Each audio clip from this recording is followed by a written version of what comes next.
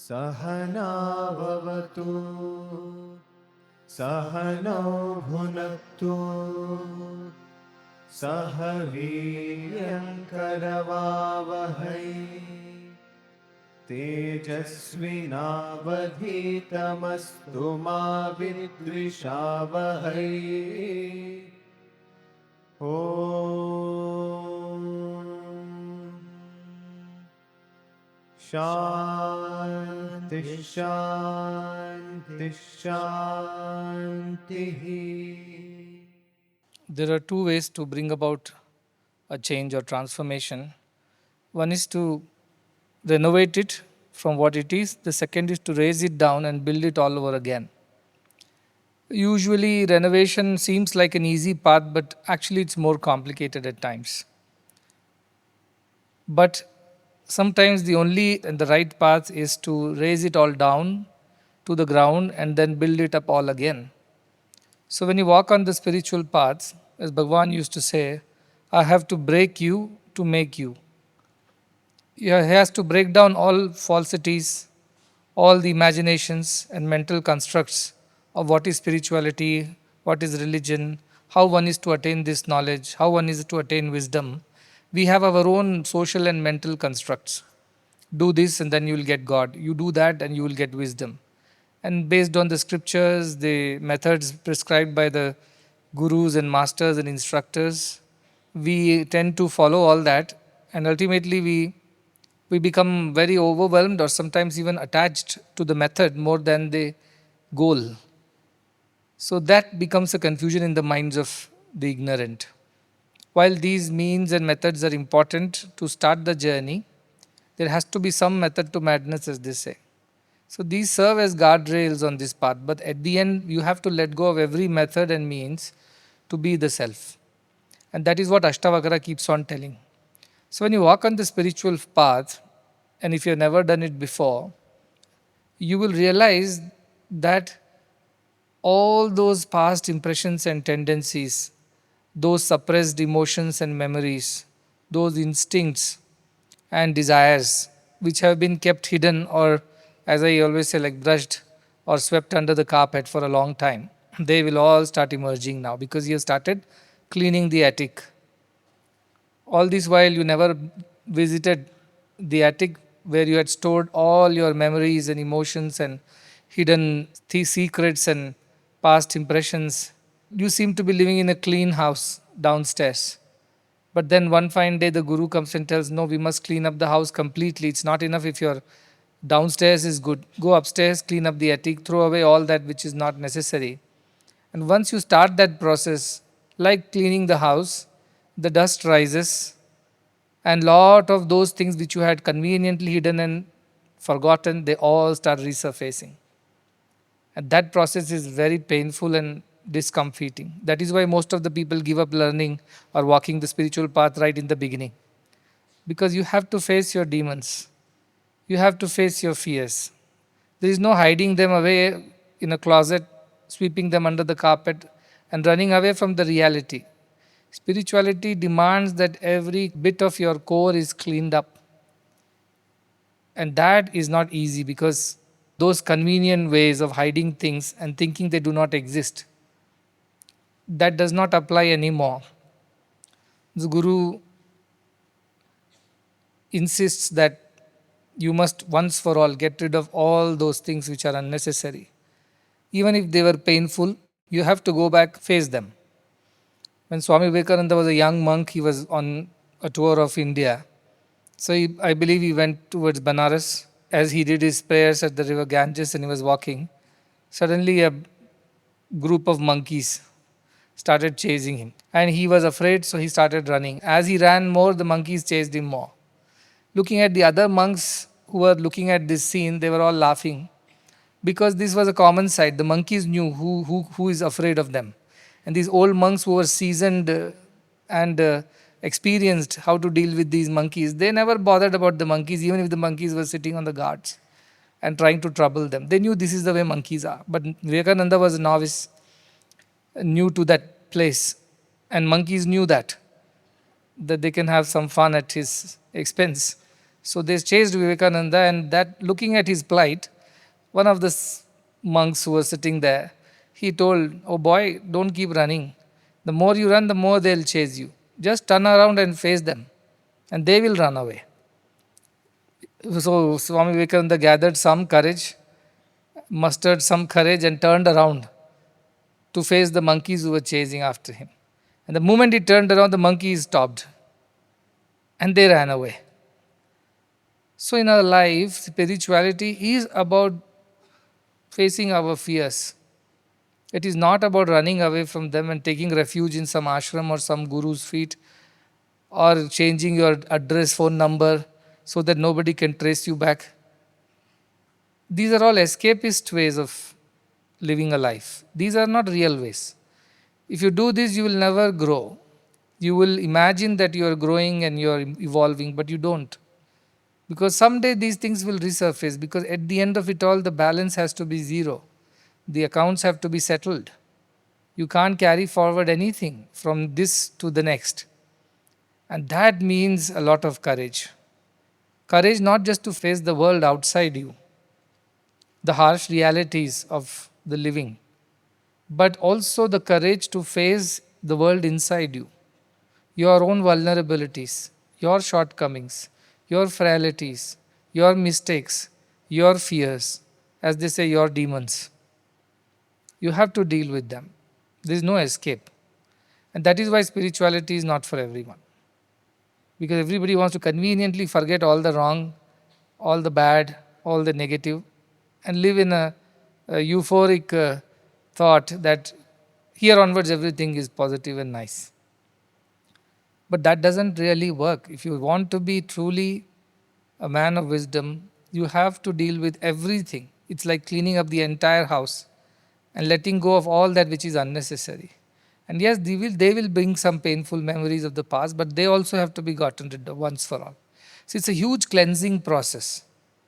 And that is why it is uncomfortable. When we were kids, at least every Diwali we were told to clean the house. In India, mostly people do a deep cleaning of the entire house during Diwali, because they believe that Mother Lakshmi, the goddess of wealth, is coming. And if she sees the house is not clean, she may just walk back, turn away, and we will become poor. So at least some motivation. The elders are very clever. They give us some incentives like this. Clean up the house well, because Mother Goddess Lakshmi is going to come. She is the goddess of wealth. And if she likes the house, she will come inside and give you a lot of gifts and wealth.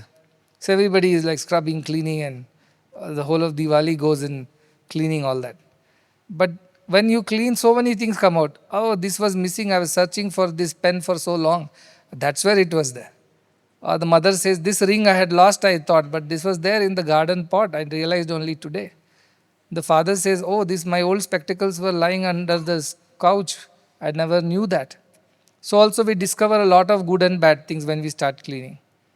Likewise is this spiritual path. And see, because Guru's job is to scrub it all clean. No scope for hiding, hoarding, and living in that denial.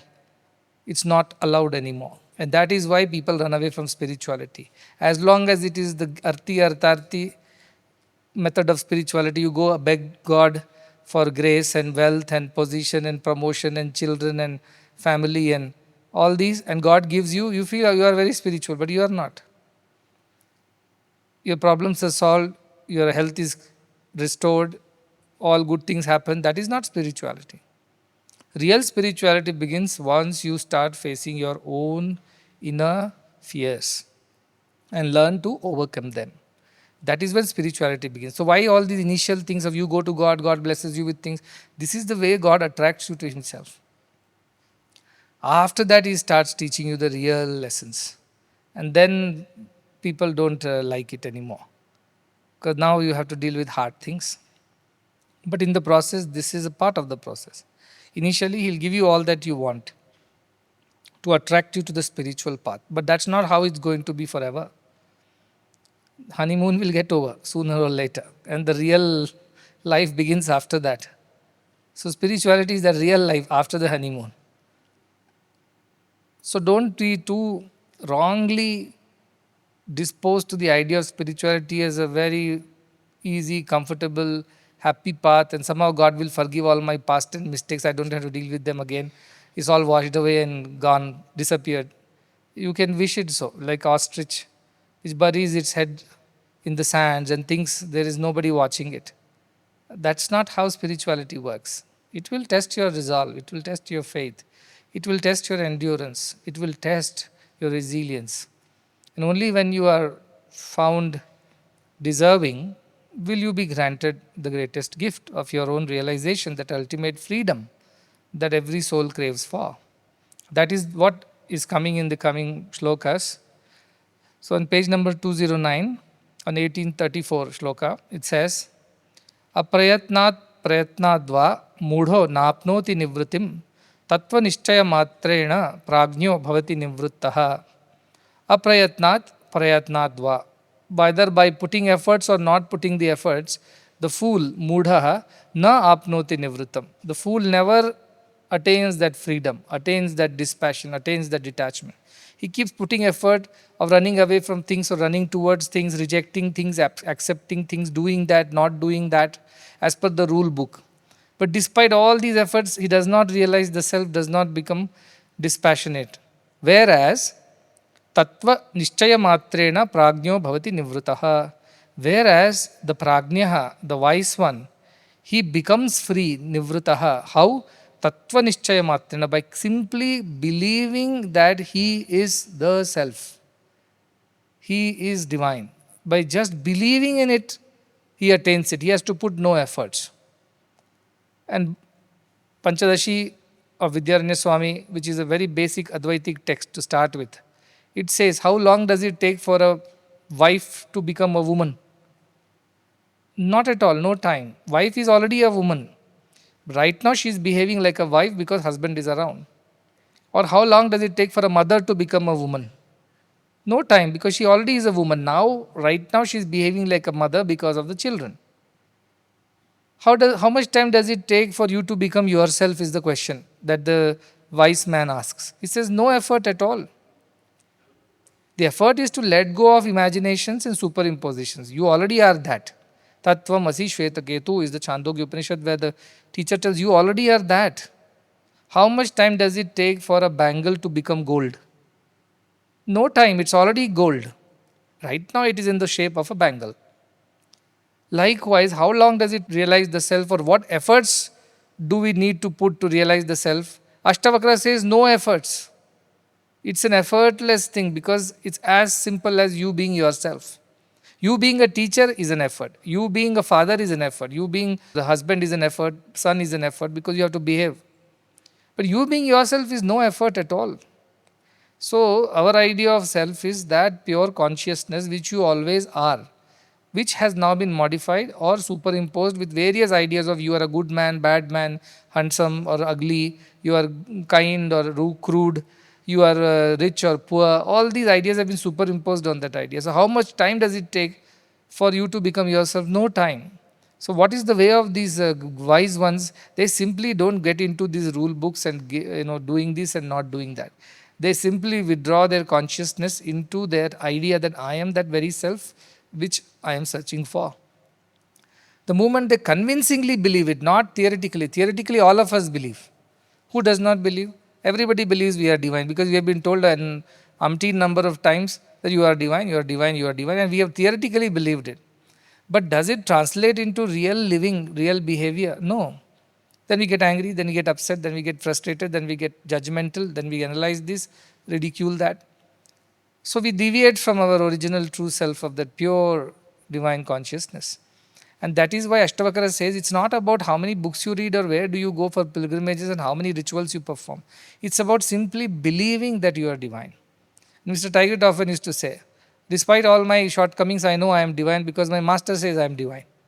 Simple as that. Why argue after that? My master is always right. Like wives are always right. You better listen to them. There are two rules. Wives are always right. And the second rule is when you don't believe that wives are right, go back to the first rule. So teacher is always right. If you don't believe the teacher is right, go back to the first rule, that teacher is always right. So the idea is that you simply believe. The moment you believe, you start behaving accordingly. It will happen naturally to you. Like the lion cub which was lost in the flock of sheep, believed that it's a sheep and behaved like a sheep. It even ate grass, though its gut is not made to digest grass. But it behaved like that and lived I don't know how long till he met a real lion who reminded, or rather, who told him about his true self. And initially, the little cub shook his head in disbelief, saying, "No, you are wrong." But then the big lion took him to a pond and showed the reflection in the pond. And he realized, "Yes, I do look like you, the big lion. I don't look like those sheep." He said, "Yes, you are a lion. That is the reason why you look like me." And with some effort, he was able to overcome his sheepish feelings and become a lion, true lion, realize the lion. So was he not a lion? How much time should it take for the cub to become a lion? No time, he was already a lion. But always thought it's a sheep, because of which it lived in fear, behaved wrongly. Likewise, we are behaving wrongly because we believe we are not divine. The moment we believe we are divine, our behavior will immediately change. Like your behavior changes according to the circumstance. When you are with your husband, you are a wife. When you are with children, you are a mother. Or when you are at your office, you are the professional. When you are with your parents, you are a daughter. All these behaviors are different. But when you are alone, you are that. You are self. Baba used to say, when I am with children, I am a child. When I am with women, I am a woman. When I am with men, I am a man. Alone, I am God. That was his definition. So this is the idea. Yes, while you go to the office, you're a doctor, or a hospital, you're a doctor. Go to the school, you're a teacher. You come here, you're a devotee. You go home, you're a husband, wife, or whatever. But left to yourself, without all these superimpositions, you are divine. So what happens? These fools try to get rid of. I don't want to be a wife. I want to be a woman. How do I become that? They go to teachers and ask, how do I become a woman? Why you are already woman? No, I am a wife. But wife cannot be without a woman. Woman only can be wife. So you already are that. No, I don't feel so. I'm a wife, but I'm not a woman. That doesn't work. So it's like arguing like this about who you are. And your identity crisis comes from this false understanding. The moment we realize we are the self, we forget all these things. So he says, there is no effort. These fools are the one who will go and say, oh, if I chant for 10,000 times more or extend my sadhana by 2 hours more, will I be having better prospects of realizing the truth? May or may not be. It's not about number of hours that you spend. It's about the conviction in that truth with which you live. It is not about that. Then why all these rituals have been made? Why all these pilgrimages and so many texts and so many instructions? To get you onto this path first. To let you know what it is all about. Step by step by step. Shanaihi, he says. Slowly you should. Can't, somebody wants to run a marathon on the first day. If he gets up and starts running, he will collapse in some time. He doesn't have the stamina or strength to do that. So step by step by step. Do these many exercises, develop some muscles, stamina. Slowly you run half marathon and then you slowly make it to big one. So the idea is that you put efforts because that is how you reach a stage where you don't have to put any efforts. But put the efforts with the conviction. Without conviction, you should not put efforts. See, all religion has been made into 0 and 1. This is heaven, that is hell. This is positive, that is negative. This is how you will be loved, that is how you will be hated. This is how you will be rewarded, that is how you will be punished. Ashtavakra destroys all these things, decimates it by saying all this later. First you believe that you are divine, then we will deal with the rest of it. Don't start with dealing with these things, otherwise you will get always stuck. Because mind will behave differently every day. Since you believe that you are sheep and not lion, so how can your behavior change? You will continue to make mistakes like sheep. You will continue to live in fear like sheep. Because you don't believe that you are lion in the first place, even though you are born lion. So Ashtavakra says, believe that you are that. And then your behavior will change. Once behavior changes, this papa, punya, all this will disappear. Because behavior itself has changed due to the conviction. So our problem is that we are trying to approach the problem other way around. Start behaving and then we want to believe. No, Ashtavakra says start believing and you will automatically behave. Then these rights and wrongs will disappear from your life. Whatever you do, it will be divinely inspired. Because it is divinely inspired, there is no wrong, there is no right in it. Even the society may consider it another way, but you have no other way. So he says all that you do, even Ashdi Shankaracharya says, Vadantu Shastrani Yajantu Devan Kurvantu Karmani Bhajantu Devataha Atmaikya Bodhena Vinapi Mukti Na Siddhyati Brahma Shatantarepi. It says go to as many temples, read as many books, worship as many gods, perform as many rituals as you want.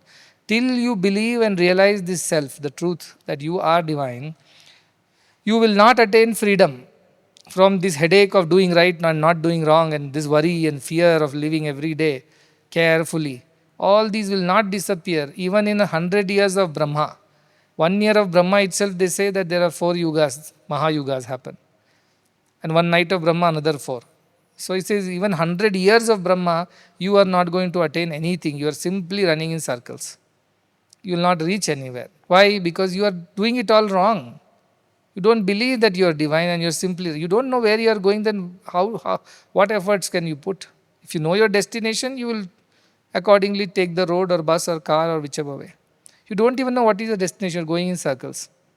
So the idea is that getting rid of papa, punya, right and wrong, sin and merit is very difficult unless you totally believe that you're divine and behave accordingly. So once you believe, your behavior will naturally change. Is it that easy to suddenly believe? No, because from so many years we have been practicing that we are not divine.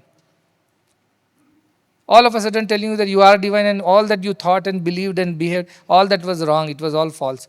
You are in for a rude shock actually. Really, all this is false. All that I did and achieved and amassed and enjoyed, none of this matters at the end. No, none of this matters. That is how it's going to be for a real rude shock to the ignorant.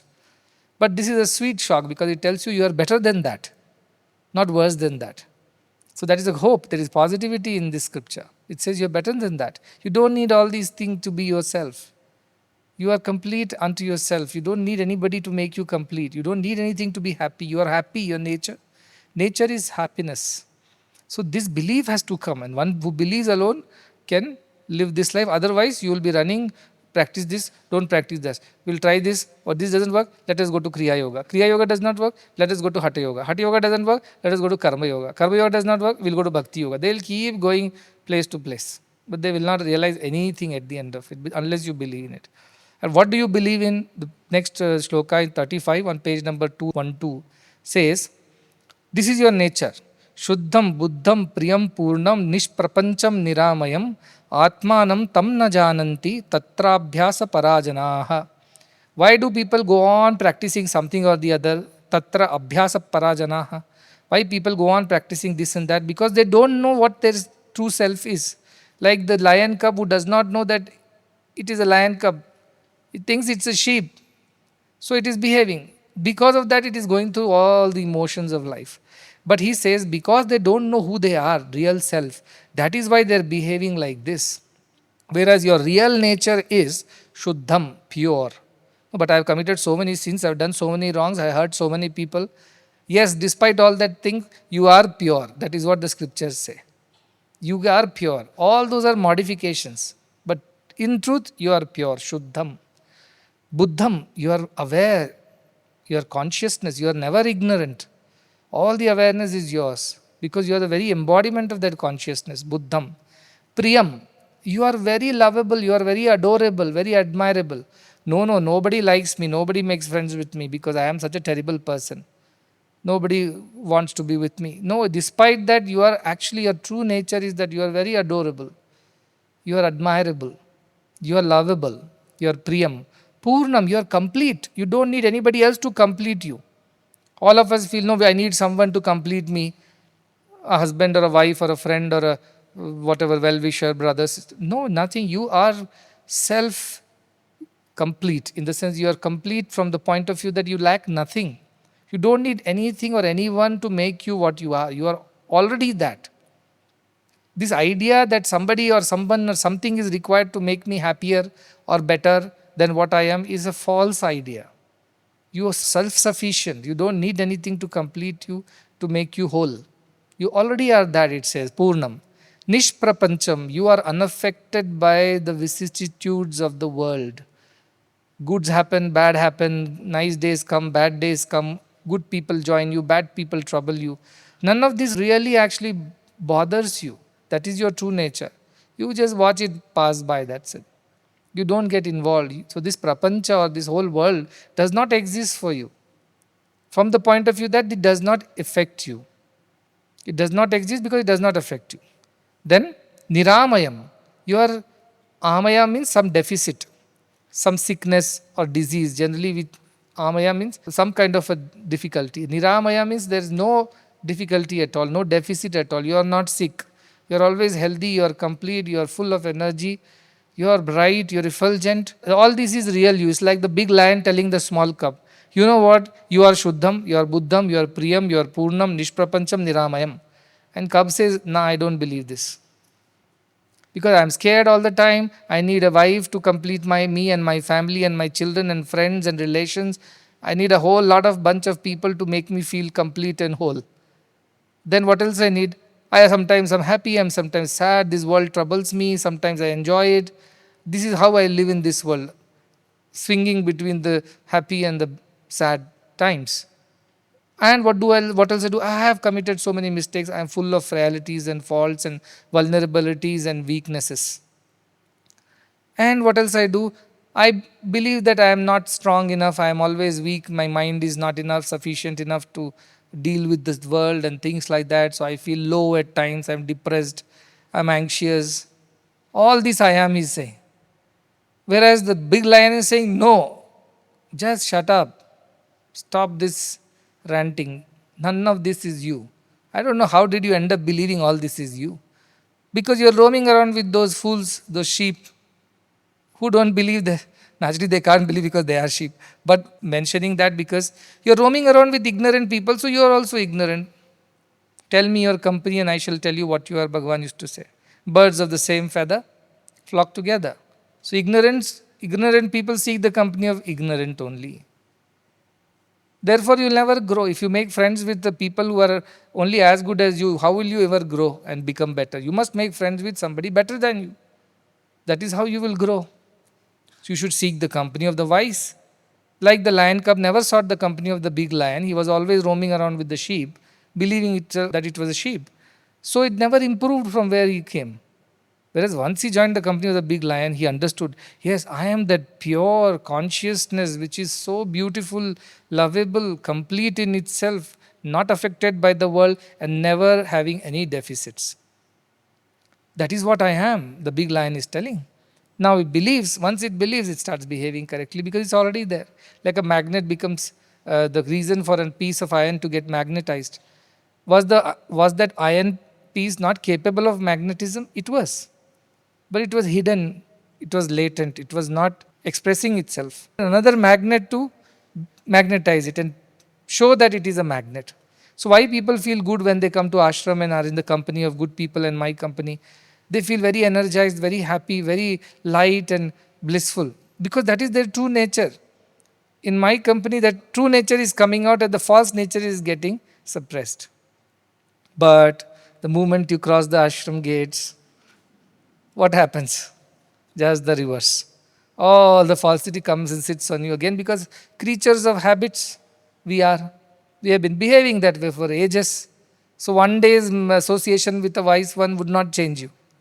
If a piece of iron stays with a magnet for enough time under a certain temperature or whatever conditions, then it becomes a magnet, permanently magnetized. Otherwise, temporary magnetism everybody can show. When they come to ashram, all are behaving well. Step out of the ashram, back to your old ways. So permanent magnetism requires permanent association with the wise. Satsangatve nisangatvam nisangatve nirmohatvam. Satsanga, good company, is the first step on the spiritual path. Stay in the company of those who believe in these truths completely, convincingly, and accordingly they behave. Stay in the company of wrong people, they will drag you down. So be in the company of the right people, that is the very first thing. But this is very difficult for people to believe because, as I said, we are creatures of habit. We have been behaving this way for such a long time that somebody comes and tells you are none of these, you don't want to let go. I was watching some service activity by some organization because people keep writing to me for support. They sent a video I was watching. What they do is they pick up these abandoned, forsaken, mentally ill people who are abandoned on the streets by their families and they don't know what they're doing. They're naked or they have collected a lot of rags and all kinds of things from the road and they hold on to it as if it's great value and their possession and they live in all these ruins and such places. So this organization picks them up, gives them a nice bath, cuts their hair, cleans them, gives them clothes, food, shelter. So that is their job. What was very interesting to watch was that when they try to pick these people up who are abandoned and suffering and lying in some corner of the street, first reaction of these people is they don't trust these organization people, because they have only experienced trauma, fear, violence, abuse. So if anybody else approaches them with good intentions also, first reaction is, no, no, no, I don't want to go, leave me alone. They cry, they throw their hands and legs, they resist. And they don't let go of those rags that they're holding on to, because they feel this is all I am, this is my identity. I am this abandoned, forsaken, forlorn, abused, violated for a person on the street. This is my identity, and these rags make my identity complete. Now a good organization comes and says, no, none of this is your identity. This was a deviation. This was a mistake. Come, we will show you who truly you are. We will take you, clean you up, give you shelter, food, clothes, medicine, love, care, affection. No, I don't believe you. I don't want to come with you. So they all keep resisting. But somehow these people have to convince them quietly, slowly, and then pick them up and bring them to the shelter home and then treat them well. After many, many, many efforts of so much of love, concern, and care, finally they start healing.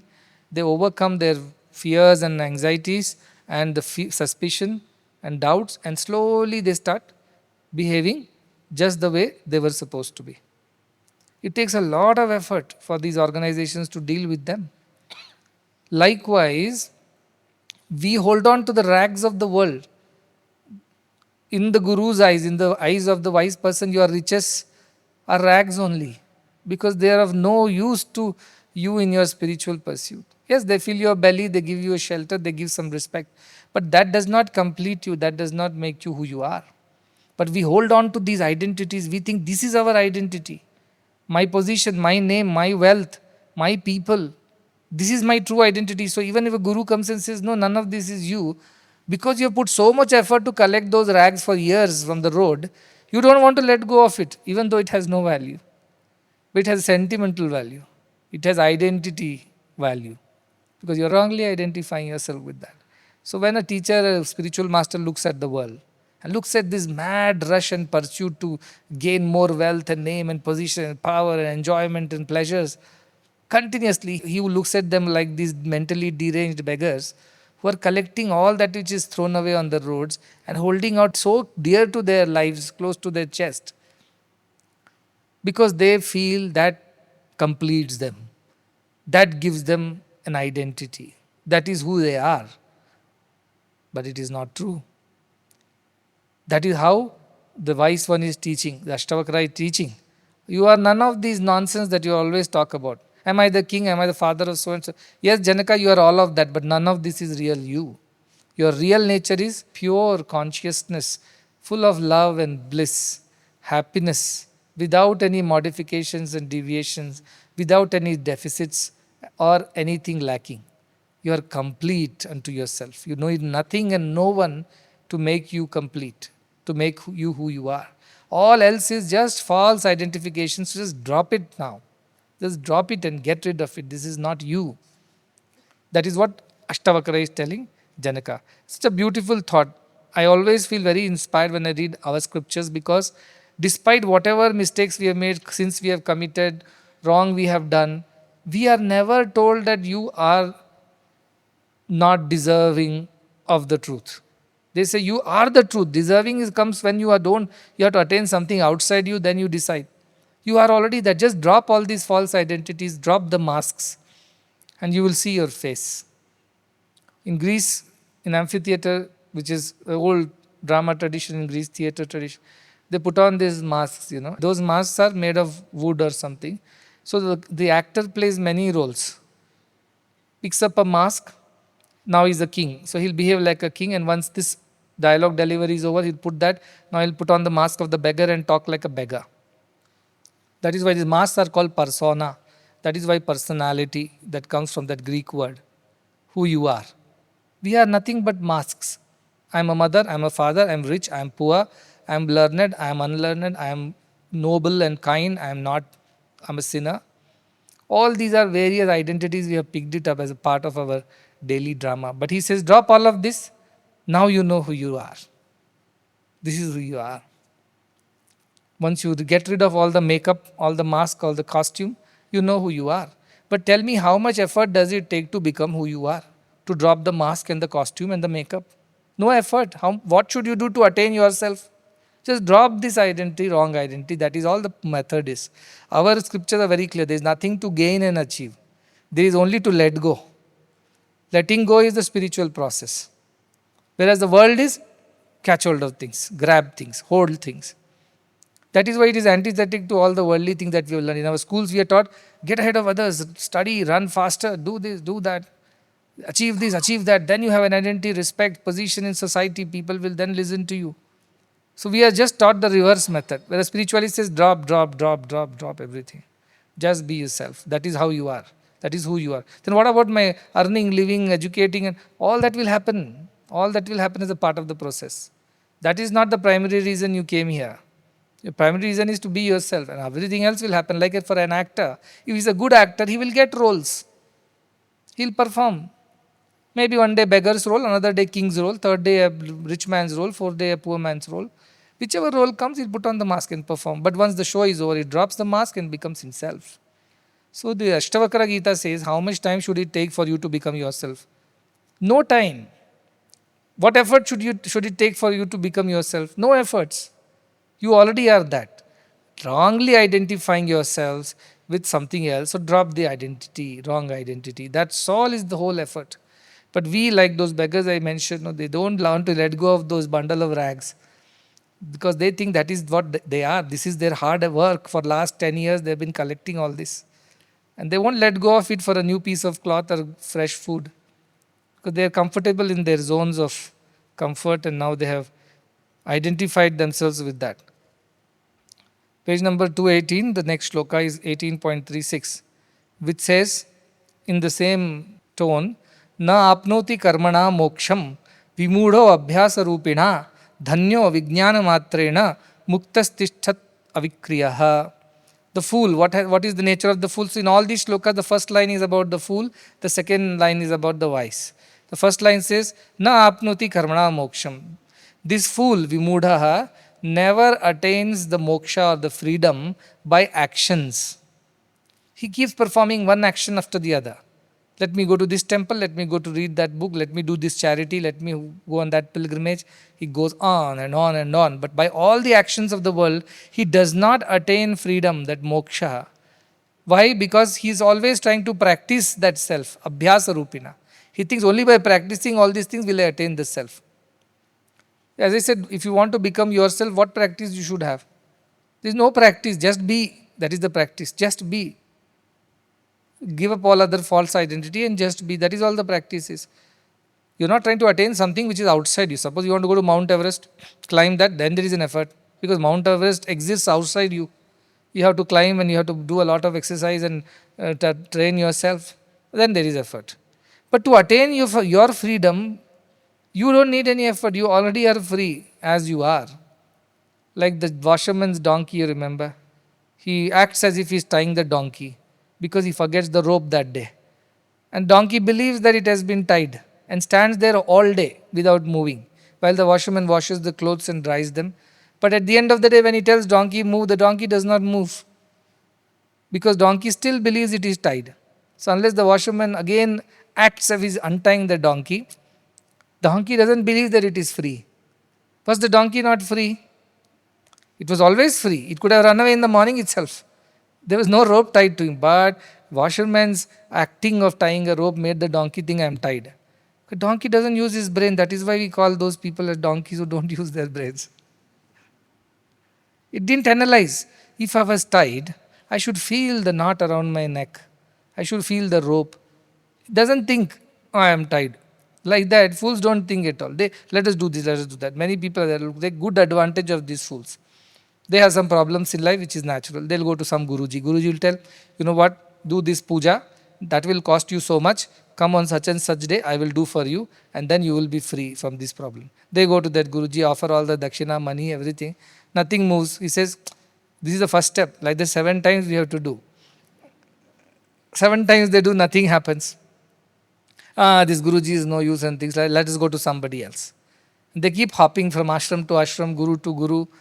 and ritual to ritual. They'll never find peace. They'll never find, because there was no peace outside them to find, right? You have to only look within. That never happened. No guru taught them. So the idea of these people is like they go on putting so much of effort, unnecessary efforts, and they don't attain moksha. Then why are you asking us to run hospitals, go to schools and serve? Because I am trying to untie the donkey that you are. That's all I am doing. You must believe that yes, I am untied now, I am free. That's all I am trying to do. Go to the hospital, go to the school, go to this, do charity, do that. What will I attain out of that? You will get rid of that ego, which is the noose around your neck. That imaginary noose. That will disappear from your mind and you will feel free. So for that sake, do something. So yes, chittasya shuddhaya karma, it says. Do work for purification of your heart, not for attaining anything out of it. Selflessly, one must do action in the world. Actions are to be done, but selflessly. If you do selfishly, one more round of noose, that snare or whatever, the rope around your neck, think like that. You are binding yourself again and again. That is the idea. So do good work, that will help you at least believe that you are free. And that freedom is all that we try to gain. So what does the jnani does? What does the real wise person, dhanya means the fulfilled one, the one who has found fulfillment. What is it? Vijnana matrena. He analyzes, understands, and then realizes that this is the truth.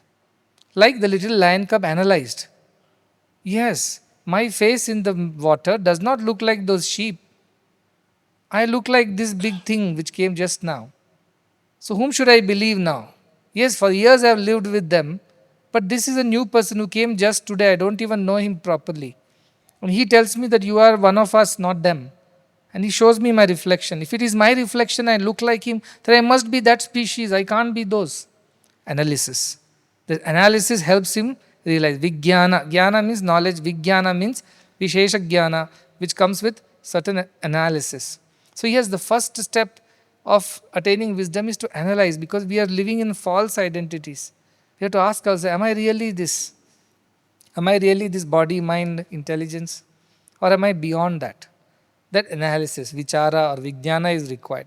And when will you start doing vichara? When you stay with a wise man, he tells you, you are also me. You are also divine. Then you start thinking, but I have so many shortcomings, faults. He says, none of this is real you. These are superimpositions. Then you start analyzing, start believing, then you start behaving. So vijnana is this their way. They simply do analysis. Yes, if I am divine, if I am body and mind, then what is this consciousness that I feel? What is this joy that I feel which is unconditional? When I do anything unconditional, I feel that pure joy and bliss. Where does that come from? I don't see the same quality of joy when I do selfish things in the world. The pleasures of the body and the mind don't give me the same peace and that bliss which comes from just doing nothing selfish. So you have to start thinking. That analysis is what this jnani does, and with that only he redeems himself. Like the donkey must analyze. If the rope was there around my neck, why don't I feel it around me? When I shake my head, I don't feel it every day. I feel it, but today I don't feel it. They don't think. They're so lost in doing. Lakir ke fakir, they say in Hindi. Sticklers for the rules. They just can't think on their own. They'll just go like sheep. You've seen how these sheep walk. One day I saw a nice joke. These sheep were there. There is no boundary, in the sense there is no fence. But all these sheep have been huddled there. There is one gate, but no fence, imagine. It means there is no hall, but there is a door. And the first sheep is made to go out of the door. And all the sheep line up behind. They could have gone out from any side because there is no fence at all. But they just watch the first sheep go out of that gate, and everybody is huddling up to get out faster. There's a big traffic jam at the gate of a fence that does not exist. Sheep don't think. They just follow, blindly follow. Like that, these fools blindly follow. Because they're so scared all the time. Will I lose my job? Will my wife be upset? Will my parents die? Business losses will happen? They're so scared all the time. They go on from one place to another asking for ways to protect and preserve themselves. Like those fools, like sheep. Sheep do that all the time because they don't understand anything. They don't think. They don't have vijnana. So, but Jnani quickly analyzes and realizes that he is not somebody who is tied down by the body and mind, because his consciousness is all pervading, is expansive. And the joy that he experiences sometimes without even doing anything, where does it come from? What is its source? What are its origins? He analyzes and then he reads or listens to good people's advice, the wise people, and he starts thinking about it, contemplating on it. And slowly he gets rid of this wrong identity and is able to overcome that bondage which never existed. It was only a false, an imagination. Like children get scared in darkness, they think there is a ghost there. But there is no ghost, but they'll be living in fear all night. Many of our students are there, small ones. They'll hold on, the bladders will be full, but they don't have the courage to walk across the corridor and go to the washroom. Ghost is there in the bathroom. There's no ghost. You switch the light on and you see there is no ghost. So Guru just does that. He doesn't chase the ghost away, which never existed. He just switches on the light and shows there is no ghost. Now go. So did the Guru chase away the ghost that existed there? No, there was never a ghost, so never chasing was needed. All you needed is to show that there was no ghost. Likewise, the fools think and fear and worry, oh, all this will go wrong, this will happen, that will happen. They constantly live in that fear.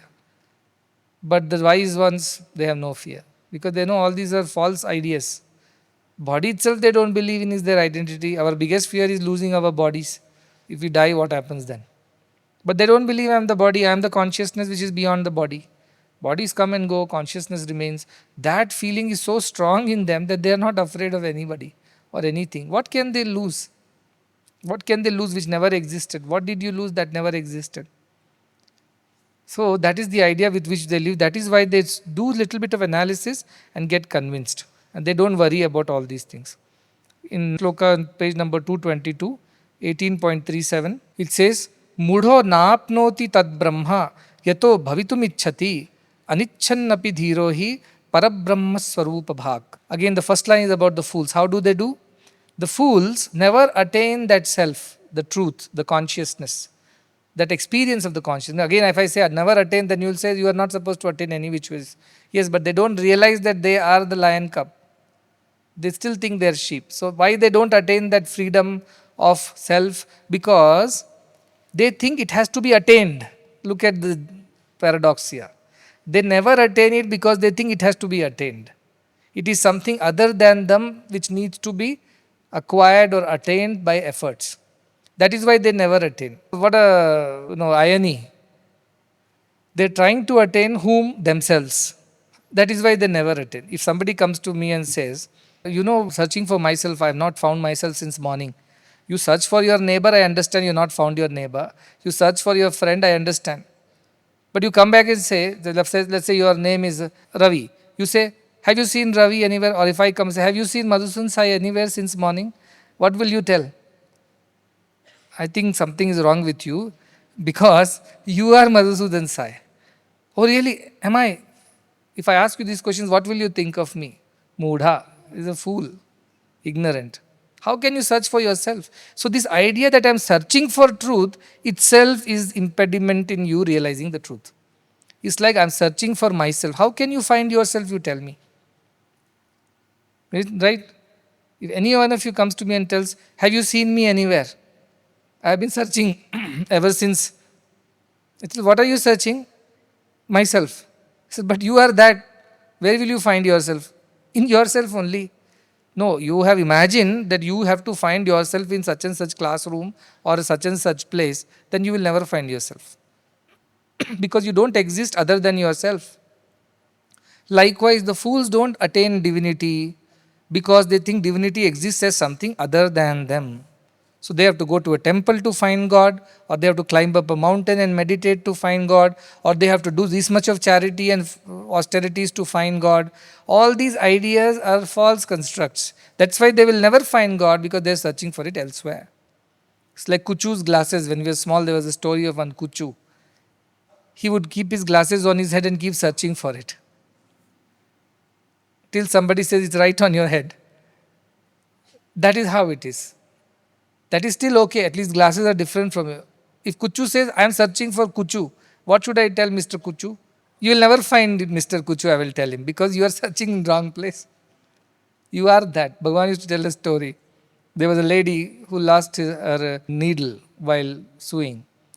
And then she was searching on the street for the needle. So a wise man who passed by said, "What are you searching, O mother?" She said, "I've lost my needle, so I'm searching for it." "Oh, let me help you." Out of compassion, he also started searching. After some time, one more person, a passerby, came and asked, "What are you two people doing?" "We are searching for the needle that this old lady lost." "Oh, let me help." He also starts searching. After some time, another lady passes by. She says, "What are you three doing?" "Oh, this grandmother has lost her needle. We are all searching." "Oh, let me also join you." Finally, a fifth person comes who is a wise man. He says, "What are you people doing?" "We are all searching for the needle for the last half an hour and we haven't found it." He said, "Where did you lose the needle?" Then the grandmother said, "I lost the needle inside the house." "Then why are you searching on the street?" "Because street light is there, light is here and there was no light in the house, so I'm searching in the light." What logic is that, you tell me? Will she ever find the needle? Never. Even she searches all her life and all the world together with her searches for the needle, she will not find the needle because it was never lost on the road, it was lost inside the house. Just because light is outside, you will search for the needle there. How foolish is that? Rather, you light a lamp inside the house and look for it, you will find it. So, without these fools don't question. First question you should have asked that lady was, "Where did you lose the needle?" Then she would have told, "I lost in the house." "Then why are you searching here? Let's go inside and search." But all fools started following them. How do you attain God? You have to climb that mountain. 30 times up and down if you go on your knees, then you will find God. So people climb up all kinds of mountains. And nobody asks the question, why are we searching for God on the mountain? Is God not supposed to be within us? Nobody will ask that question, right? Don't ask question. This senior priest has told this. So orthodoxy, superstition, fanaticism, extremism, all this is born in such ideas. Then nobody would say that I am wrong. So that falsity will become the new truth. Because nobody will say, you know what, actually I was wrong. How could you say that? Now you can't say that. Thousands believe in you now that this is the method. So now what do you make a mystery out of God? God is never to be found by anybody just like that. Unless you are so and so, you cannot find God. So everybody curses, I am not so and so, I have not yet attained wisdom, I have not evolved, I am a sinner. Therefore I cannot find God. But the method itself was wrong. That the first person who created that method is not telling. He's quietly doing what he wants to do because now he cannot swallow his words and declare himself that he was wrong.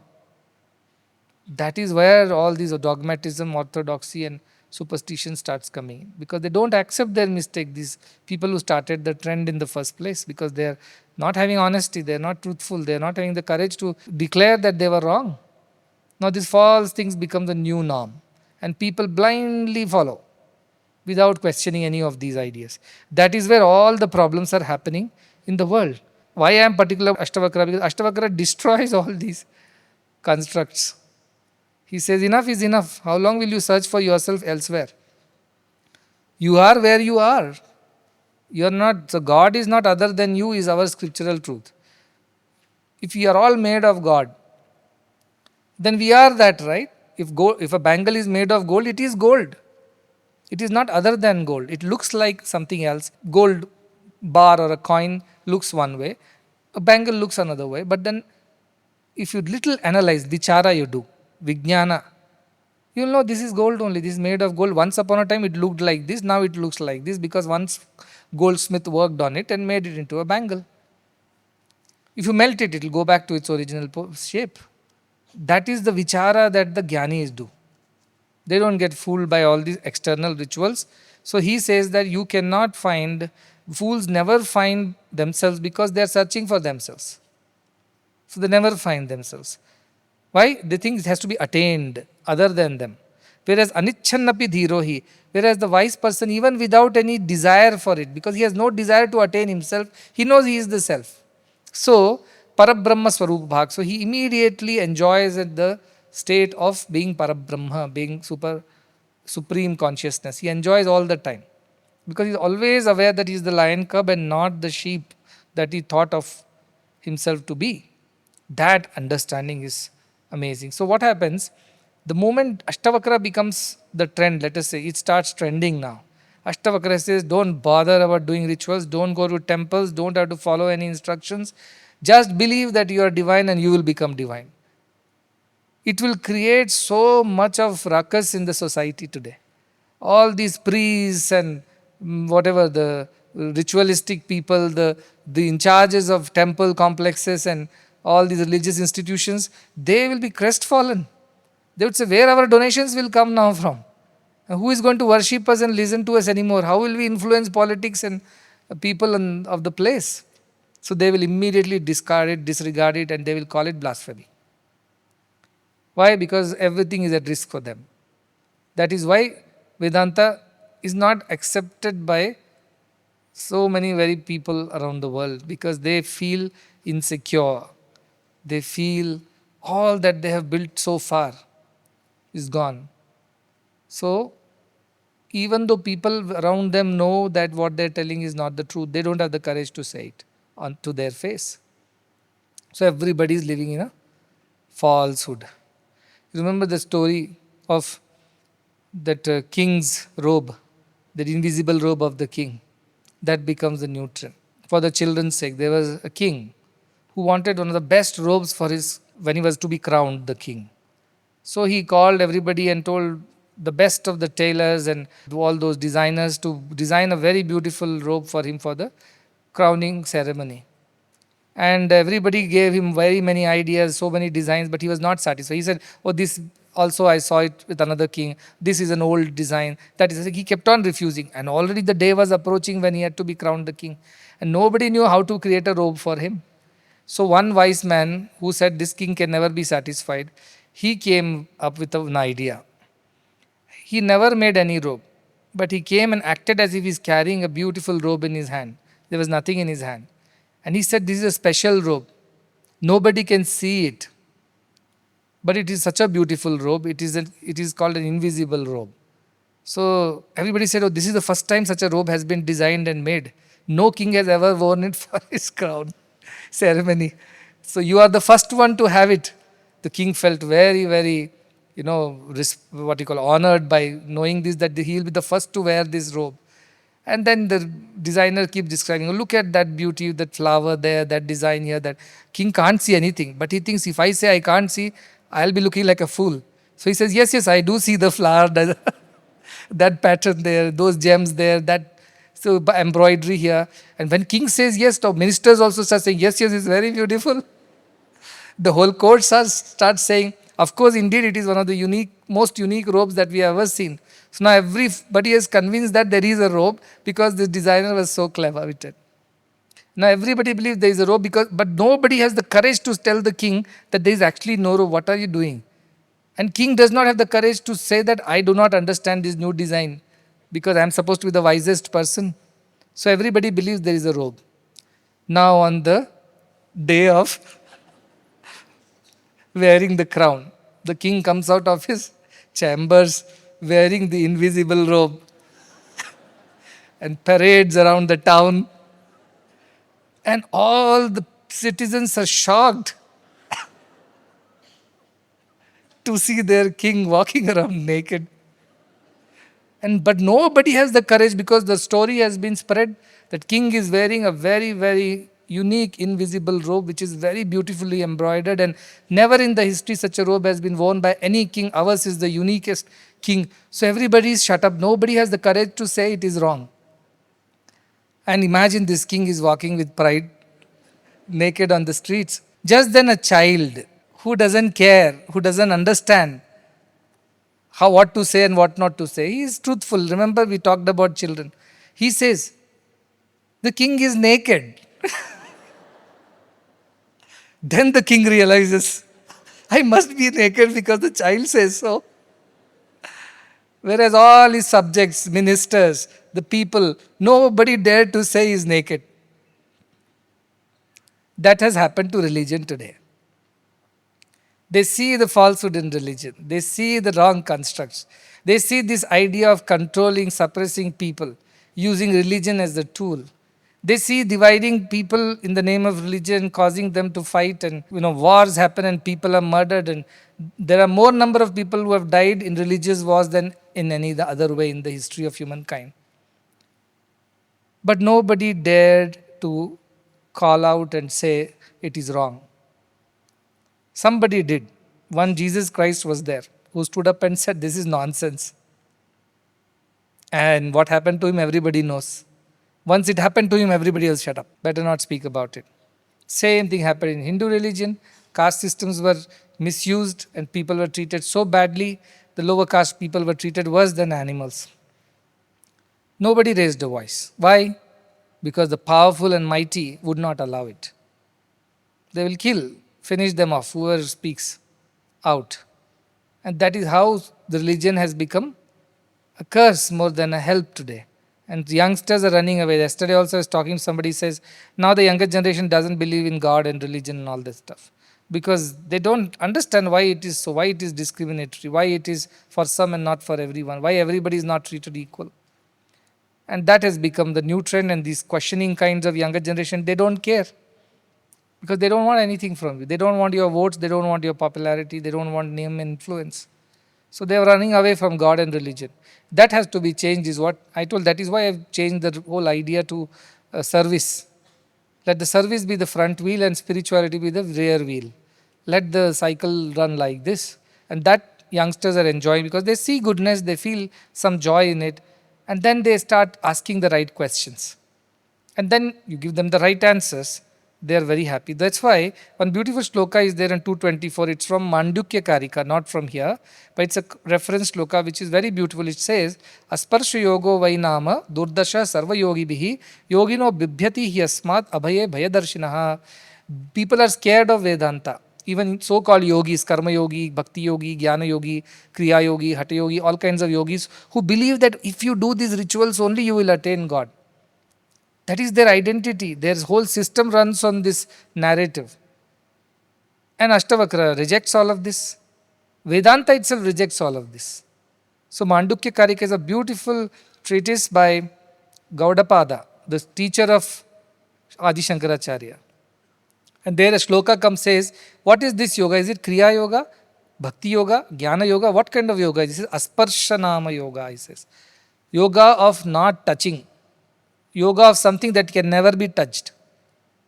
So it is not about turning the rosary beads, no. Is it not about meditating, sitting in Padmasana? No. Is it not about holding your breath and you are controlling your senses? None of this. And what is this yoga? It is the yoga of invisibility, which means it does not exist. Then how do you deal with it? That is the whole problem, because there is nothing to do to achieve it. So all these yogis who have big schools of yoga, and they run businesses in the name of yoga, are extremely scared of it. Because it destroys every of their false narratives. So all yogis are scared of this yoga, which is the yoga of that which cannot be touched, seen or tasted, smelt or experienced. So yogina bibhyati. So all these yogis are scared of this new method of yoga. Why? Because they are scared where they should not be scared. Why they are scared? Because that will make all their earlier practices and ideas turn false. And that is their identity. They'll hold on to those false identities. They'll never say that there is never a robe there and the king is walking naked. They will never say it. They'll fool more people into it. And they'll spread this false narrative and make people feel incapable of attaining God. They'll make them depend on themselves, because that is how their shop runs. So they will never tell the truth that you don't need me. You actually can realize God all by yourself. You don't need to come to my temples, churches, gurudwaras and mosques. You will find God if you become pure within yourself. But that will destroy the businesses that run around this whole story. So that is the idea. That is the idea of Ashtavakra. That is why all these people are scared of Ashtavakra. Why? Once our Narasimurti called him, he is a spiritual terrorist, because he terrorizes all the so-called spiritualists. He tells, we don't need you. Thank you so much. We don't need you anymore. We can find God by ourselves. We don't need your assistance in finding God. We don't need your churches, mosques, temples and gurudwaras to find God. We don't need all your methods and means to find God. We don't need to make donations to you to find God. We can find God on our own, says Ashtavakra. And that is something that won't go down very well. So they create fear. No, that is a wrong narrative. How can you do this? They tell lies. So that is why Ashtavakra is not for everybody, I keep saying. The next sloka is 18.38 on page number 225, which says, Niradhara Grahavragra मूढ़ा संसार पोषकाः एतस्यान अनर्थ मूलस्य मूलच्छेदः कृतो बुधैः, which means niradhara graha vyagra. Niradhara means which has no basis. Graha vyagra mudha. The fool is so eager to catch hold of it, like children try to catch shadows. They don't exist. But when shadow moves in the wall, they try to catch. They think that exists on the wall. Likewise, this Niradhara, which has no basis, no foundation, this world does not exist as per Vedanta. Not exist means it does not exist permanently. It's a relative world.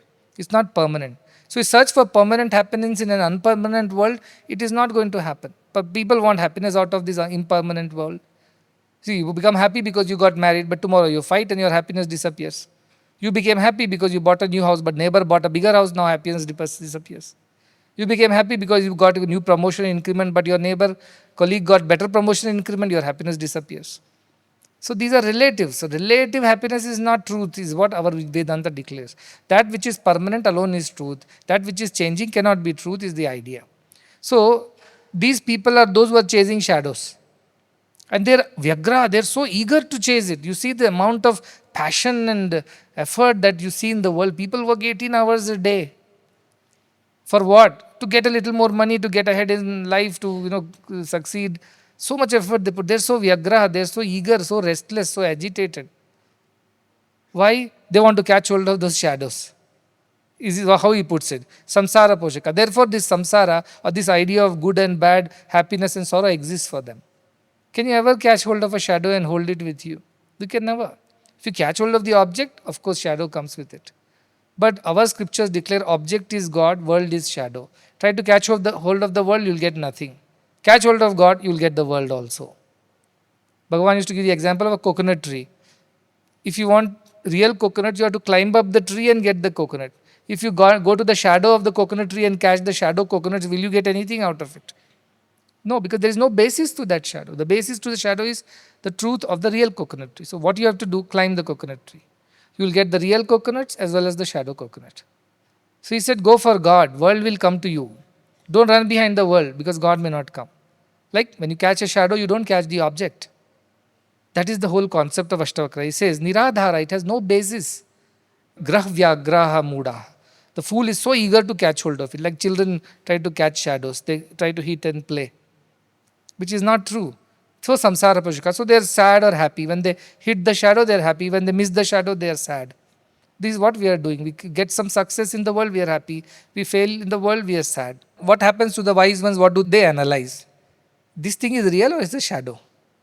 So what is etasyat anartha moolasya moolachhedaha? They go to the root of this problem. They don't skim the surface. They don't just listen to anybody and believe blindly. No. They do their own analysis. They go to the root of the problem. Why my mind is always fickle? Why it jumps from happiness to sorrow to this to that? Why I am not study?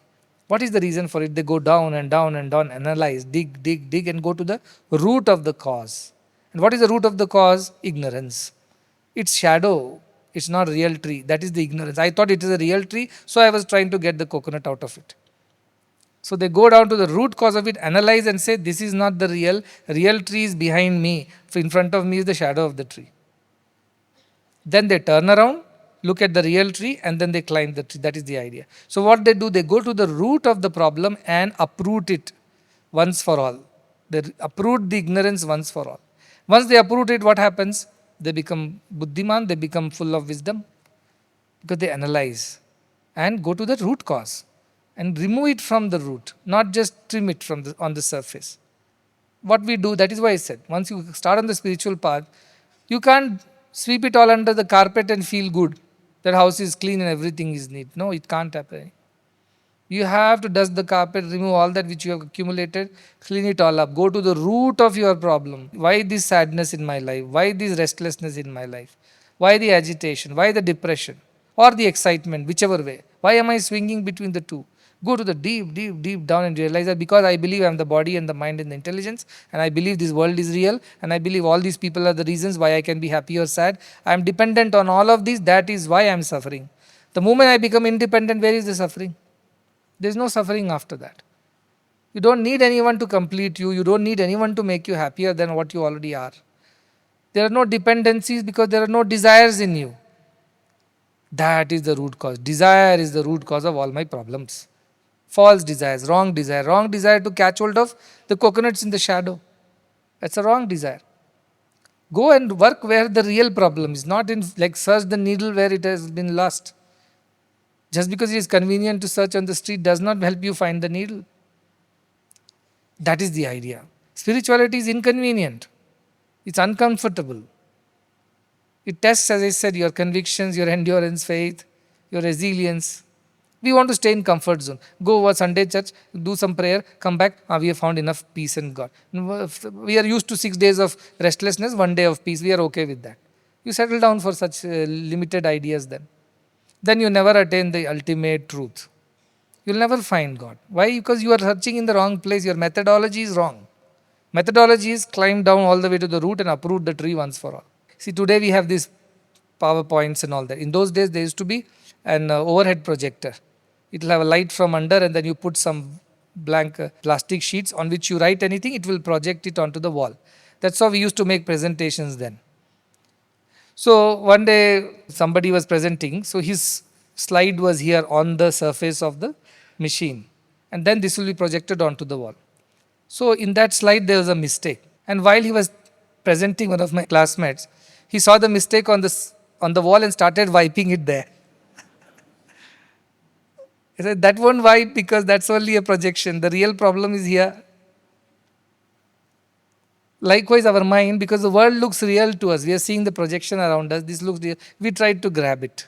Like children try to grab images on the wall or shadows. That is how they play.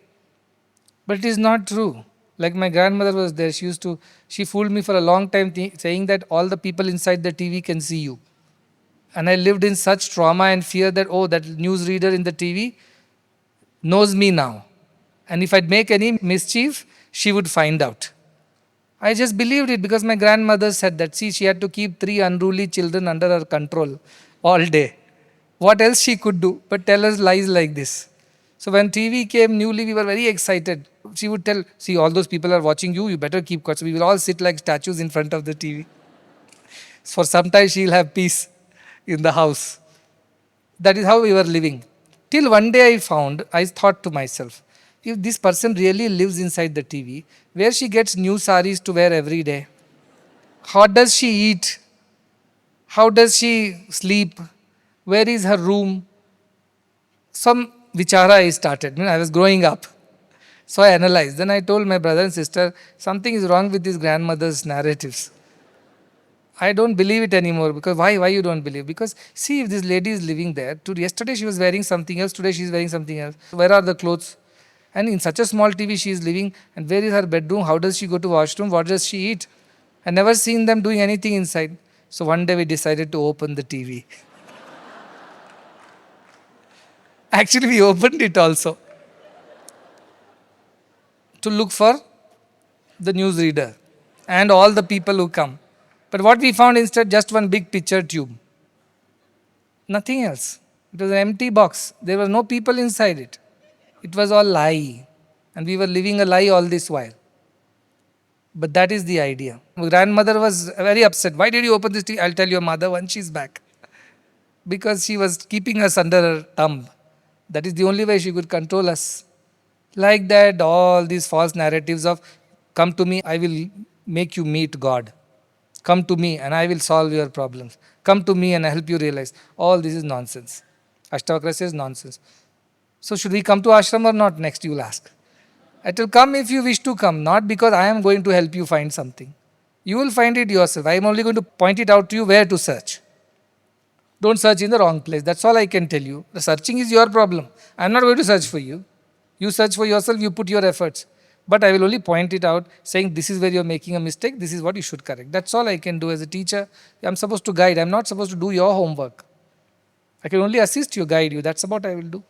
But somebody says, because of me you will find God, they are wrong. Somebody says, because if you don't come to this temple, church, this, so you'll never be at peace, you'll never find God. They are wrong. That is wrong. That is why all these great ones, whether it's Francis of Assisi, who was also punished because he opened the church for the peasants and farmers and poor people who could make no donations. So the big church felt very unnerved. My goodness, our control is getting loosened on the people. Like that temples, these people will enter, those people will not enter. So much of nonsense in the world in the name of religion. Why all this is wrong? This is all those fools eagerly trying to grab the shadows and projections and suffering all day long, whereas the wise one analyzes what's inside the TV. Let's get a screwdriver. Let's open it and see what lies inside. And then you find out nothing is there. This was all false. My grandmother was fooling us all this while, and we become wise. Now we are not going to be controlled by her anymore. We are free.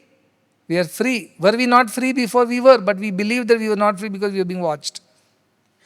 Now we are free because we know that is false. There is nobody living inside the TV. So this realization, go to the root of the problem and analyze why you suffer, why do you get excited, why do you get depressed, why things change all the time, why are you not always in a steady state of happiness.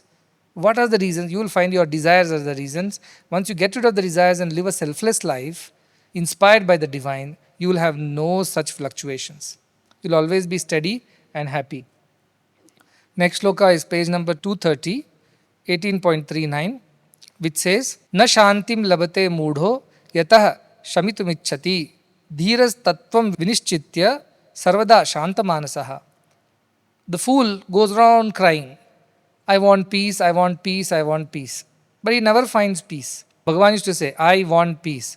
Remove I, remove want, all you have is peace. I, the ego, want the desire. Remove both, what remains is peace.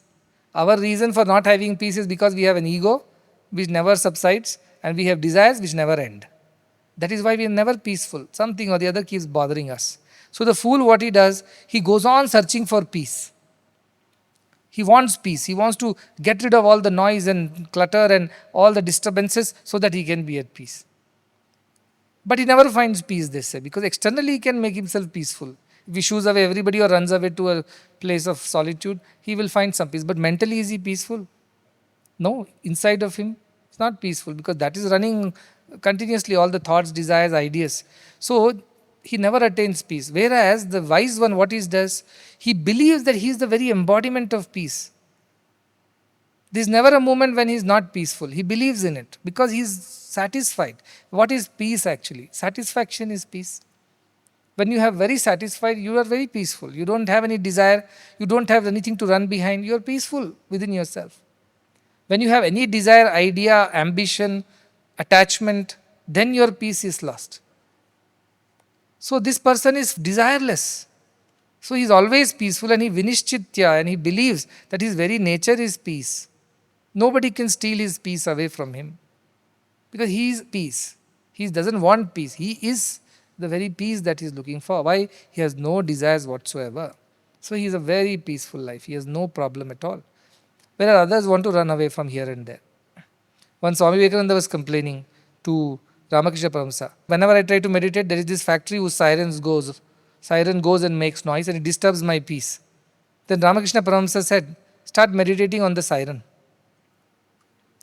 Why you should not? And actually I tried these things. When you are irritated and something is bothering you, something is noisy, especially you see our construction. This construction is endless. I have come here 12 years ago, 13 years ago. Ever since this construction has not stopped. So continuously they are hammering something, cutting, making. All the time there is noise.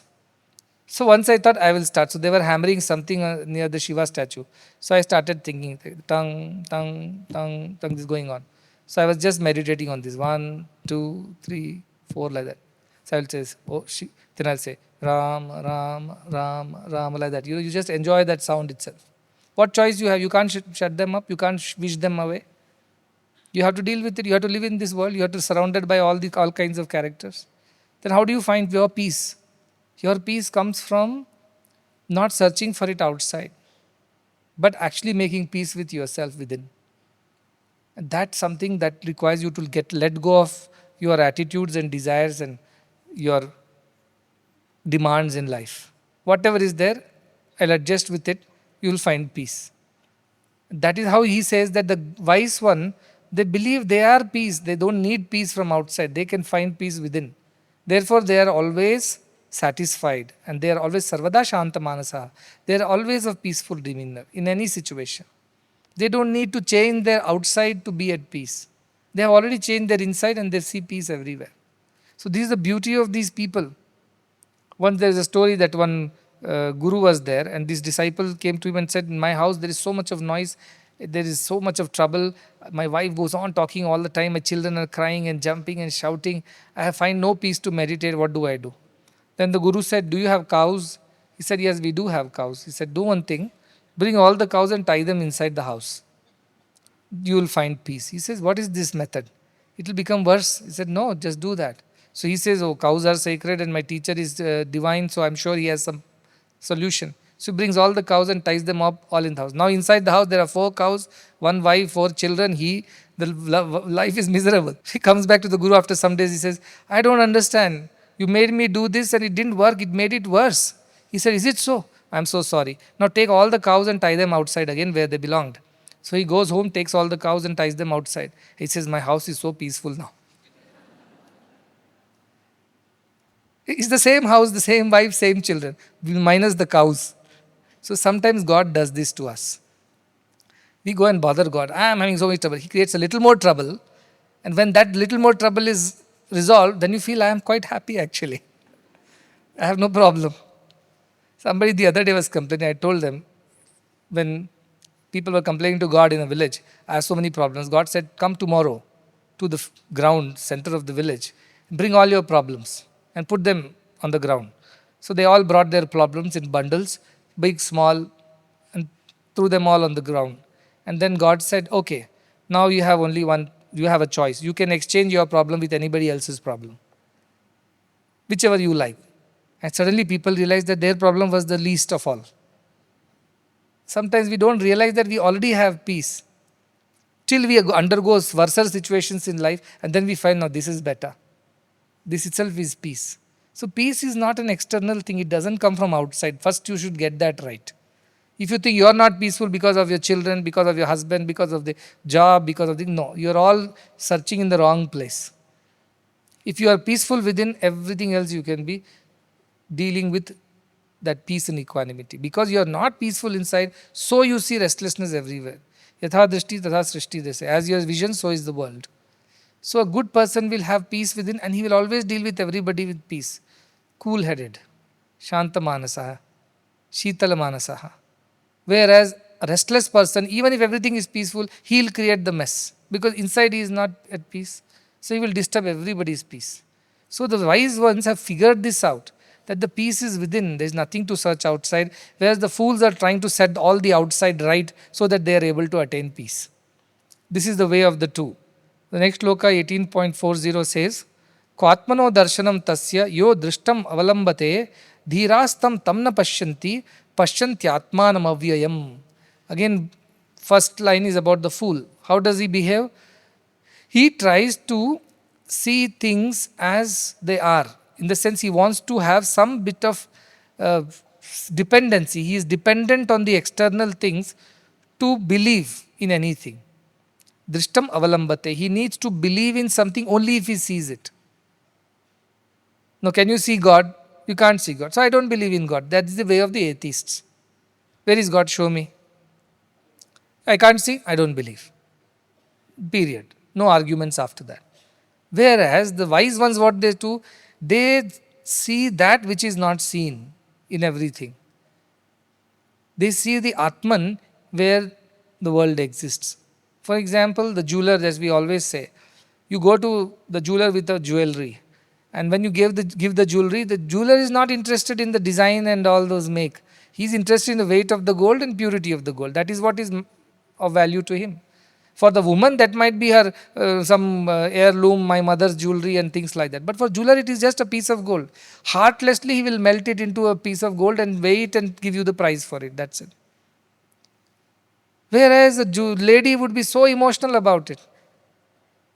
So the idea is that these fools, they only believe when they see something. So they are dependent on physical experience to believe in anything. Whereas the wise one can see beyond. because they see the self in all that exists around them. Like the jeweler sees gold in all the ornaments, whereas the fools will get stuck with the ornament. My bangle is better than yours, my chain is better than yours, my jewelry design is better than yours. They are stuck there and they'll argue forever. A jeweler only will see the gold. No, your gold is less, his gold is more, I am going with him. That is the idea. They don't see the externalities. Our fools, they always depend on the external. Only if they see, they believe. And so they are never able to find God, because God is not seen. God is only experienced. If somebody says, give me a kilogram of God, I want to buy a, you can't get it in the shops. God is an experience. Self is an experience. You can't buy it from anywhere. That is the idea. So this dependency on outside things does not exist for these people who see something more than that. They see through the differences and see the unity in that. That's why I always said, if I had that microscopic vision, I would have seen only molecules and elements moving in each one of you. I wouldn't see the skin and the beauty of it, right?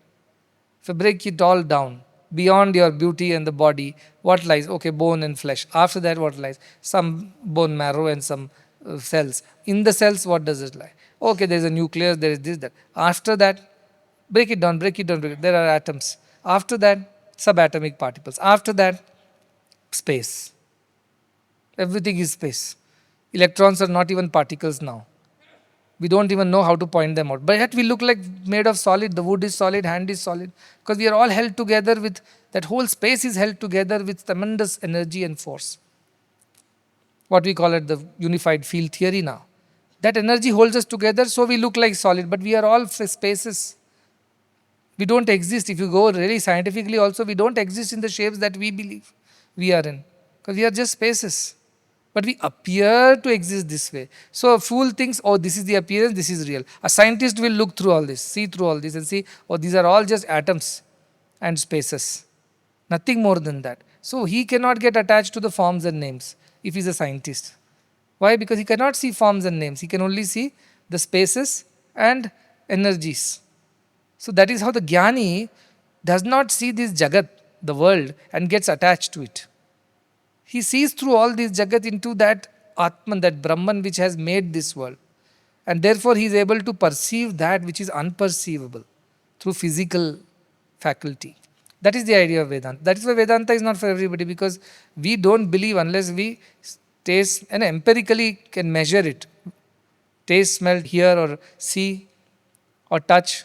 We don't believe in things. But Vedanta by its very definition demands that you must learn to believe in things that you don't see, taste, smell, touch or hear. God is beyond the senses. So that is Vedanta.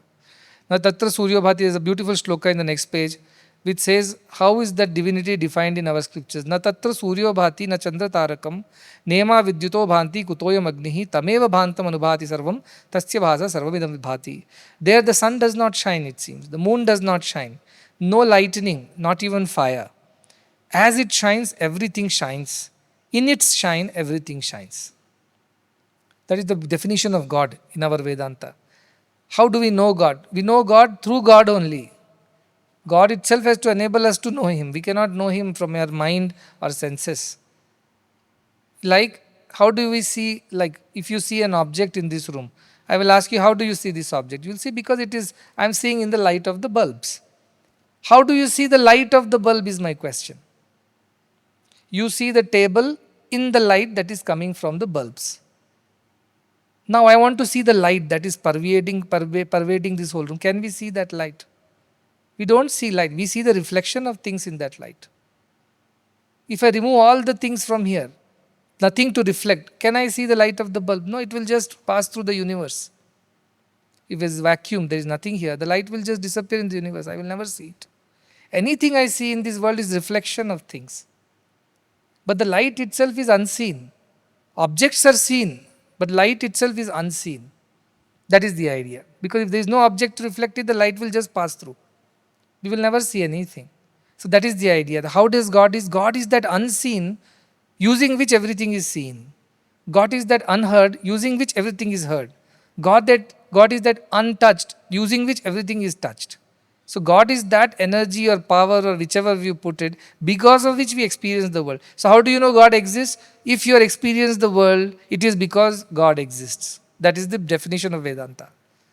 How do you know God exists? Because the world exists for you. You are able to see everything, perceive everything because of that power of God that is within you. Otherwise, you won't see. That is how the idea is. One more beautiful shloka, just for academic sake, 234. It is from Keno Upanishad, another great Upanishad, which says, what lies behind our eyes? What lies behind our ears? What's hidden behind our mind? And it explains, Shrotrasya Shrotram Manaso Manoyat Vachoha Vacham Savu Pranasya Pranaha Chakshuscha Chakshuha Atimuchya Dhiraha Pretyasman Lokat Amrita Bhavanti. Such a beautiful shloka which says, that is the ear of the ear. This is a ear, tympanum and all that. But behind that there is an ear, they say. That is God. Which who makes us hear things. That power is God. Then manaso manoyat. Mind of the mind, it says. Mind is not the brain part of it. That ability to analyze and perceive and experience things is mind. That is God. Then vacho hi vacham, that which is the speech of the speech. So tongue is not the speech, no. The ability to speak is God. Then pranasya prana, the life of life. So we are breathing, as a blood is circulating, body is digesting food. Is that not life? No. That power which makes all this happen is life. That is God. So chakshus to chakshush, similarly eye of the eye. So all that we see with our pupils and eye, is it not all? No. Behind that there is a power which enables our eyes to perceive things. That is God. So like that he goes on explaining, and he says once one person gets detached from this world, he attains immortality only if he knows the eye of the eye, the ear of the ear, the mind of the mind, the speech of the speech, the whatever, what lies behind all that which is apparent and seen. That invisible, unheard, untouched, unsmelt, untasted power is divinity. But that makes everything happen. So how do you know you are God? Are you able to hear, taste, smell, touch, hear? Yes, then you are God. Because unless God is there, all this is not possible for anybody. So what happens to those people who are in coma? They don't see, hear, smell, touch and all things. Yet their life force is there. The body is still functioning. Divinity is there. The idea is that divinity is the reason why we even experience the world. If there is no divinity, we can't experience this world. So how do you refute the arguments of the atheists that God does not exist? You say you exist, therefore God exists. Without God, you cannot exist. You exist. How do you know there is light in this room? Because I can see things, that's why I know light is there. But can I see light itself? I can't. The light that is starting from the bulb and reaching me here, can I see it in between? I cannot see it. I can see it only when it reflects on something. Sometimes in the morning light comes through the window. And then when it passes, I see it as rays high. There are dust particles in the room or smoke in the room. That gets reflected. Then I see the beam of light coming to the room. If there is no dust, no nothing, I cannot see light. Likewise, God is that subtle energy, that power, that light with which we see everything. But we don't see the light itself. Therefore, we believe light does not exist. But that will be foolishness. Because of the light, you are seeing things. That is how you are experiencing this world because of God. That is the basic premise of Vedanta. And so it is impossible for a Vedantin to believe God does not exist. Though he cannot see him physically, taste, smell, touch. But that is the definition of God. He is not supposed to be tasted, smelled, touch. But he is the reason why tasting, smelling, touching, everything is happening. So that concept itself is so beautiful in Vedanta. So 18.41 which says, Kva nirodho vimudasya yo nirbandham karoti vai swaramasya dhirasya sarvada sa krutrimaha. Which means, for the fool only this idea of controlling occurs. I must control my life, I must control things, I must control this, I must control that. This idea of wanting to have a control over your destiny or yourself is all foolish ideas. It's all under a great divine will and it is happening as per the will. This belief is that of the wise. But we are very, very particular. We want to have control over things, right? We want to have predictable lives. We want to know what's next and how it will be. Otherwise, we are restless. We are not able to sit in peace unless we know what's coming next and how we are going to deal with it. We don't want uncertainties. We want predictable, controllable futures. But that is something which it cannot be the way of the wise. The unwise people are like that. They want to control and predict and everything. So they keep controlling their mind also. My mind is not listening to me. It is not focusing on God. It is going here and there. So they try to suppress their mind, emotions, their instincts. They try to control it. What does the wise do? Swara amasyaiva dhirasya. A wise is established in the self, the divine feeling. For him, whatever is happening, let it happen. Because he is not the doer of anything. He is not controller of anything. Whatever is happening is as per the divine will, so let it happen. That is how he is. Somebody died, okay. Some new person was born, fine. A friend has fallen sick, all right. A friend has recovered from sickness, fine. Somebody's birthday, fine. Somebody has lost somebody, okay. So they are not attached and they don't get affected. Whereas the fools try to control everything, and most of all, they try to control their own mind, which is impossible to control. Controlling the mind is like controlling the wind, says Arjuna. Can you control the wind? No, you can direct the wind, but you can't control the wind. You can't capture it, you can't grab it. So the idea of mind is this, idea of fools is that they try to control which is uncontrollable. Do you have any control over your destiny, you tell me? You think you have control, but you're fooling yourself. It's coming from elsewhere. That surrender is the way of the wise. Because they're established in the self, so they don't have this idea of trying to control or not control. So therefore, their life is a spontaneous, effortless flow. They don't try to resist and fight and change and question. They just are witnesses to whatever is happening. That's what Bhagavan used to say. When he used to give watches, he will say WATCH. W means watch your words, A means watch your actions, T watch your thoughts, C watch your character, H watch your heart, he would say. So what do the wise do? They just watch. They don't try to interfere and control it. When they watch, they become aware whether they are speaking the right things or wrong things, whether they are doing the right things or the wrong things. They become aware. Fools, they just get involved so much that they don't find the difference between what is outside and what they are watching. So be a witness to your own thoughts, words, actions. That is one way you can not control, but you can direct the mind. Children are there. Without realizing, they keep doing things sometimes. Elders are watching over, then they correct them or save them. Suppose the child is playing and about to reach or near fire. The child does not know the one, but parent is watching, can go and pull the child back. Like that, you have to watch your own mind. The wise ones are like that.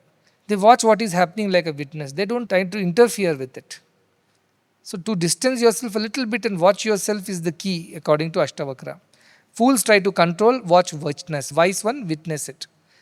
Next sloka is 42, page number 240, which says, Bhavasya bhavakah kaschit na kinchit abhavako paraha ubhaya bhavakah kaschit evameva nirakulaha. There are two ways of looking at the world. It exists or it does not exist. You say it exists, then you run behind it.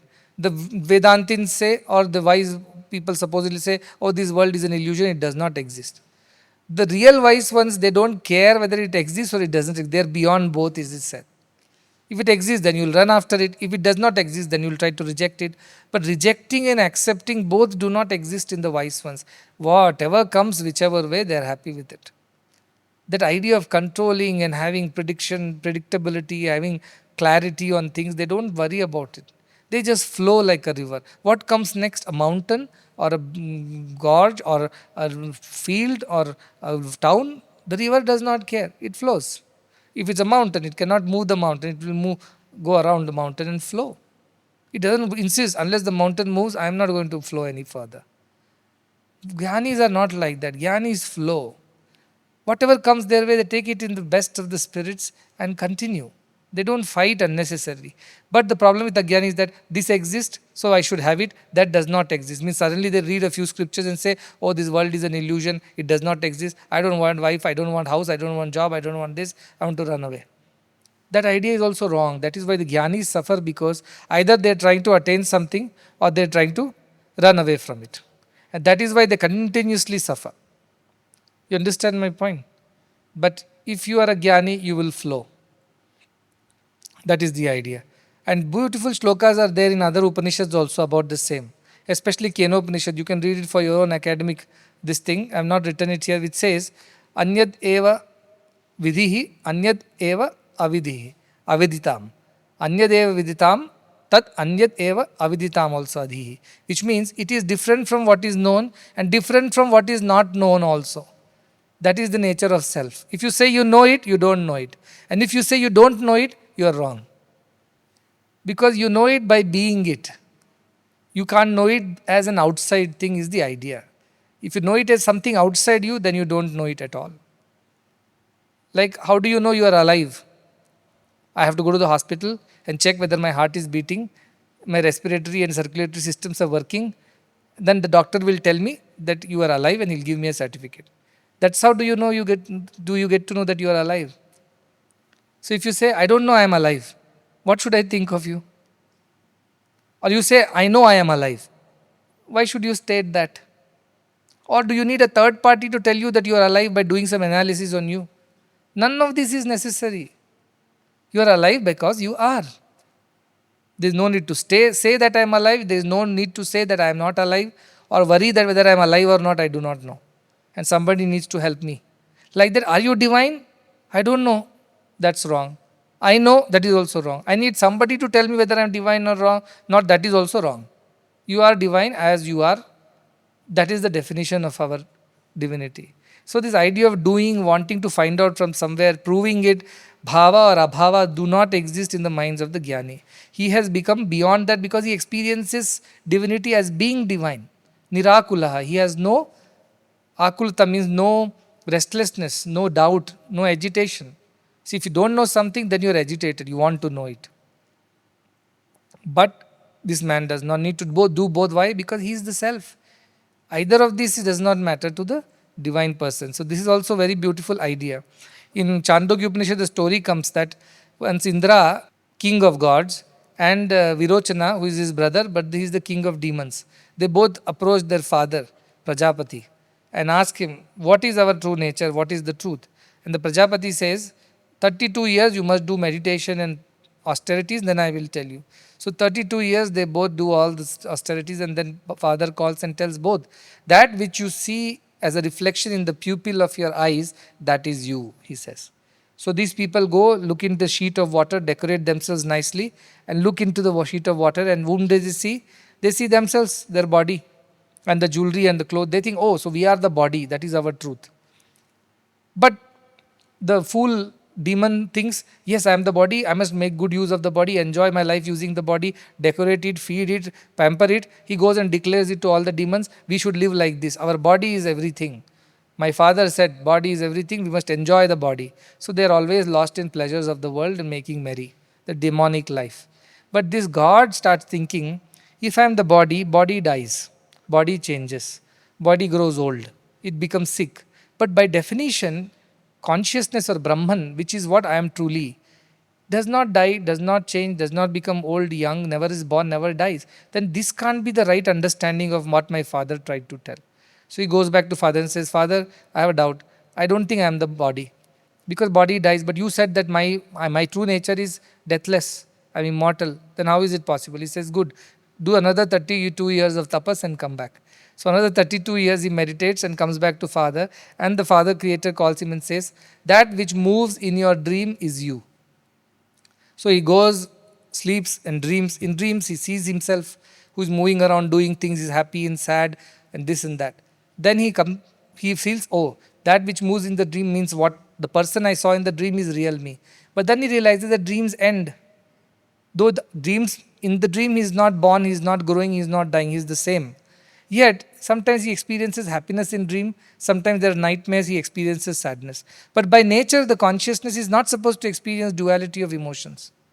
So he again goes back to Prajapati and says, I'm not convinced that the one who moves in the dream is me. Because it experienced happiness at one time and sadness in another time. Yes, it doesn't grow old, it remains young, but then something is wrong. He says, good, meditate for another 32 years and come back to me, I will tell you. So another 32 years he meditates, and then father calls him and says, that which enjoys in the deep sleep is you. Then he goes, sleeps and gets very deep sleep. And he comes out refreshed. He said, yes, there was truly some kind of joy in deep sleep. But then he realizes that he was not aware that he was sleeping. But by nature, consciousness is always aware. It's always knowledgeable. Then how did his knowledge disappear while he was in deep sleep? There was joy, of course, but there was no knowledge of that joy. So he goes back to his father and says, I still don't understand who I am. Because the one who was in deep sleep enjoying, I was not aware that time. Then he says, very good. Now only meditate for 5 years and come back. Because you have meditated and analyzed enough. In 5 years when he comes back, then he explains to him, you are neither the body, nor the mind that moves in the dream, nor the deep sleep ignorance. You are the consciousness which pervades all the three states. You experience your body because of that consciousness. You experience the dream because of consciousness. And also in your deep sleep state, while you are ignorant of your status, there is something which is aware. That is your consciousness. And he explains the definition of Brahman. Anyway, it's from Chandogya Upanishad for your. So, which is me is the question. Is the body me? Says no. Is the mind me? No. Is that state of deep sleep and rest me? No. It is that fourth which permeates all the three states is Chandogya Upanishad. Just I wanted to tell that it requires some vichara contemplation to realize that. The next shloka is on 244 which says Shuddha madvaya mahatmanam bhavayanti kubuddhayaha natu jananti sammohat yavad jivanam anivrataha, which means though the self is Shuddha means pure, Advayam Atmanam, it is not two, only one. He tries to attain the self like this by defining it as the pure, undual existence is self. Who? The lowly minded fellow. Then you will say, right now you are telling everything is undual and oneness is the self. He says, even to think of it as anything other than you is wrong, is the whole idea. To define it, the moment you define it, you have destroyed it. It's like that electrons. You try to call it a particle and find the position, it disappears. It becomes a wave. So you can't pinpoint it. Like that, if you try to define the Atman as that which is non-dual, which is pure, and try to attain it that way, that also is a wrong method. You will not attain it. So what is the other way? Natu jananti sammohat yavat jivanam nivrta. Because he has not understood it correctly. He has theoretically understood it is supposed to be pure, it is supposed to be undual, but has he realized it? No. So this fool will never get rid of attachments. Why? Because his only definitions he has read. Theoretical knowledge he has, but practical understanding is not there in such a person. So reading too much of books is also no good. Why? Because it will give you definitions after definitions. Like the first time Brahma Prajapati gave definition, that which is reflected in the pupil of your eye, that is you. Now he is trying to attain it through that definition. He didn't attain it. Then he defined that which moves in the dream is you. He tries to attain it through that definition. He didn't attain it. That which rests and enjoys in the deep sleep. Tried to attain it. He didn't attain it. But he left all the three ideas and then he says, try to understand that which permeates all the three. You can't experience it directly through your senses. But it's an understanding that you have once you have experienced it. How do you know? How do you feel like a mother? You tell me. Only when you become a mother, you understand what motherhood is. Can you borrow the idea of motherhood from some other mother? Teach me how to be a good mother. No, first you have a baby, then you will understand it yourself, they will tell. No, without having a baby, can I be a nice mother? Can I feel like a mother? No, you can't. Likewise, till you realize the self, you don't know it. By definitions, by reading, by running behind it, none of this is possible to help you attain. The penultimate shloka which says, in 248, which says mumukshor buddhir alambam antarena na vidyate niralambaiva nishkama buddhir muktasya sarvada. The one who is desirous of attaining the self, he uses his buddhi, intelligence, to understand the self. He needs some dependency. I must chant these many mantras, I must chant these mahavakyas, I must undertake some ritual. You tell him none of this is required, he feels very uncomfortable. He feels I have to do something, isn't it, to attain the self? If I don't do anything, how will I attain the self? Because in the world, nothing is attained without doing things. You want to earn money, work hard. You want to earn good name, serve a lot of people, get good name. Anything in the world requires efforts. You use your intelligence and efforts. Here, for attaining the self, you use your intelligence and efforts. That is precisely how you will not attain it, he says. Just be. Drop all these ideas of doing and achieving and just be. That is the idea. And he says, Niralambaiva Nishkama, the one who is desireless. He says, see, if you say, I want liberation, that idea of I want liberation will come in the way of liberation. Just be, and you will get it, he says. Niralamba, no dependencies. I need to chant this, I need to do these many Nam Jupas. None of this is the reason why you should attain self. Not doing anything, just being yourself, waiting for it to happen is the right way. Like the flower waits for the sun to rise and it blossoms on its own. It doesn't put efforts to open. So you forcibly open the petals of a flower, it will never look that beautiful. But when sun rises, on its own, slowly, gradually it opens, without any efforts. So how to realize the self? Effortlessly, without using your intelligence. If you use too much of intelligence, it's no good. Because then you will start questioning, If God is like this, then why there is so much misery in the world? If God is compassionate, then why these people are suffering? If God is only pure consciousness, then why so many people are impure in the world? You will ask 100 wrong questions and confuse yourself. So don't use too much of brains. It doesn't work with God. That's why God belongs to the simple-hearted people, the innocent, the pure. They don't. God does not go to these too extremely intelligent people. That's why too educated you are, more difficult you to attain God. Because you'll use your intelligence, you'll try to find logic to everything, you'll try to empirically measure, and none of this works with God. You have to have simple, pure-hearted, innocent surrender. That is how you find God. 45th shloka is on 250 page. It says, Vishaya dvipino vikshya chakita sharanarthinaha vishanti jhatati krodam niradhaikagrya siddhaye. It says Vishaya dvipina means tigers. Tigers of what? Dvipina means tiger. Which tiger? Tiger of senses. When the senses come after you, let us eat this, let's enjoy that, let's see this, let us taste that, smell that. What happens? The fool gets scared. Chakita, he's surprised, he's astounded. Where he do? He runs, says, let me meditate now. Let me run away from my senses and go into meditation, go into a temple, go into a forest to save myself from the onslaught of the senses. His idea is always run away and escape. Whereas the wise one, what he does, Vishanti, Jatati, Krodam, Niradhe. So this fool continues to do that. He runs into forest or a quiet place or runs away from people and the situations quickly and goes and falls into the lap of meditation, he says. The only way the fools escape the temptations of the world is to run away from the world and try to meditate and be away from everything. Whereas the wise one, what he does, in the next shloka he says, Nirvasanam harim drishtva tushnim vishayadantinaha palayante na shaktaste sevante krita chatavaha. This is my favorite shloka. Memorize it. It says, what happens in the case of those who are jnanis? They are themselves lions. Forget about these senses troubling them. Nobody can trouble them. They are like lions. Or what kind of lion? Desirelessness is their strength. Nirvasanam. They have no desires. That's why they are like lions. Only desirous people are meek like pussycats because they need something from somebody, so they have to bend and oblige them. The one who has no desire can roam around like a lion, fearless. Nobody can control him. So these people who have no desire for the senses and pleasures of it, they are like lions. What do? When they are around, Tushnim Vishayadantinha, all the sense objects are like the elephants in the forest. The moment lion walks in, what happens? All these elephants run away. They are scared. So they run away from the lion's presence. And then Palayante, they run away. Either they shut up, Tushnim means the elephants stop making any noise because lion is around.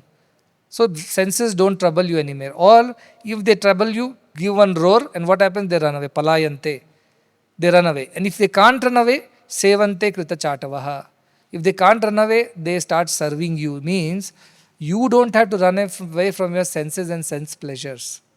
Many people cut off their organs to become celibates or torture themselves in so many ways to realize God. How many people have? People whip themselves, wear crown of thorns, sleep on a bed of nails. What all they do to control their body, mind and temptations. They are like the previous shloka fools. The moment a tiger comes, you run away like that. Whereas these people are lions themselves. And the sense objects are like elephants. If the lion enters the jungle, elephants behave themselves. They don't trouble the lion. They run away actually. So that is how when you are desireless, you are like a lion. And no senses, no temptations, nothing of the world can ever affect you. Next shloka is on 258. Very simple. It says, Na mukti karikam dhatte nishanko yukta manasaha pashyan shrinvan sprishan jignan ashnan aste yathasukam. For the one who desires for the moksha, who is not desirous, who has attained that wisdom, for such a person, he does not need to chase anything. Who has no doubt and his mind is absolutely established in the truth, such a person does not need anything. Does not need to chase after liberation also. Why? Because he is already liberated as he is, because he has no desires. Our idea of liberation is desirelessness. One word answer, what is liberation? Desirelessness. You don't need a second word to substantiate your definition of liberation. If you are desireless, you are liberated. Nobody can bind you. Nobody can tell you what to do, what not to. So those whose minds are steady and free, No doubts come to them whether I am God, I am not God, whether this is God or not God. None of them. They need no mala, no dependencies to feel like divine. You don't have to shave your head or grow your beard or wear rosaries and change your attire. None of this nonsense is required. You can be as you are because your mind is absolutely desire free, doubt free, and absolutely established. So, whatever they do, Pashyan Shrinvans, whatever they see, hear, touch, smell, or taste, in everything they find joy because they cannot see differences between the two. Everything is same. That's why I said when the Buddhist monks had come, they were begging for their food. And whatever is given, they only carry one bowl. They don't have compartments in the bowl. That this is for spicy, that is for sweet, this is for sour, that is for bitter, and this is for rice and that's for carb. No, they just mix everything and make it into a big ball and eat it from there. All the tastes are mixed up because they don't want to see the difference in things. They don't want to give too much of attention to all the differences. So whatever they do, they are happy in that. Why? Because their minds are established in God. They don't need this external paraphernalia. I don't need to have a rosary and a stick and then one ochre robe and my head should be shaven, vibhuti should be put. Without doing all these things also, they are well established. Next sloka is 260 page. It says, Vastu Shravana Matrena Shuddha Buddhir Nirakulaha Naivachara Manacharam Audasyam Va Prapashyati. It says, by just listening to the truth once, Vastu means the truth, Shravana Matrena, by just listening to it once, Shuddha Buddhi Nirakula, the pure minded ones understand it like this. Is the impure ones who struggle to understand the truth. Truth, even spoken once to the right people, is understood by them. Whereas for the fools who repeat any number of times, they won't understand. Why? Because their minds are pure. They are not selfish. They are not desirous. They are peaceful. Naiva acharam anacharam audasyam va prapashyati. They are indifferent to this is right conduct, that is wrong conduct. They don't believe in all these things because in everything they see divinity only. They don't differentiate between people. He's a sinner, he's a saint.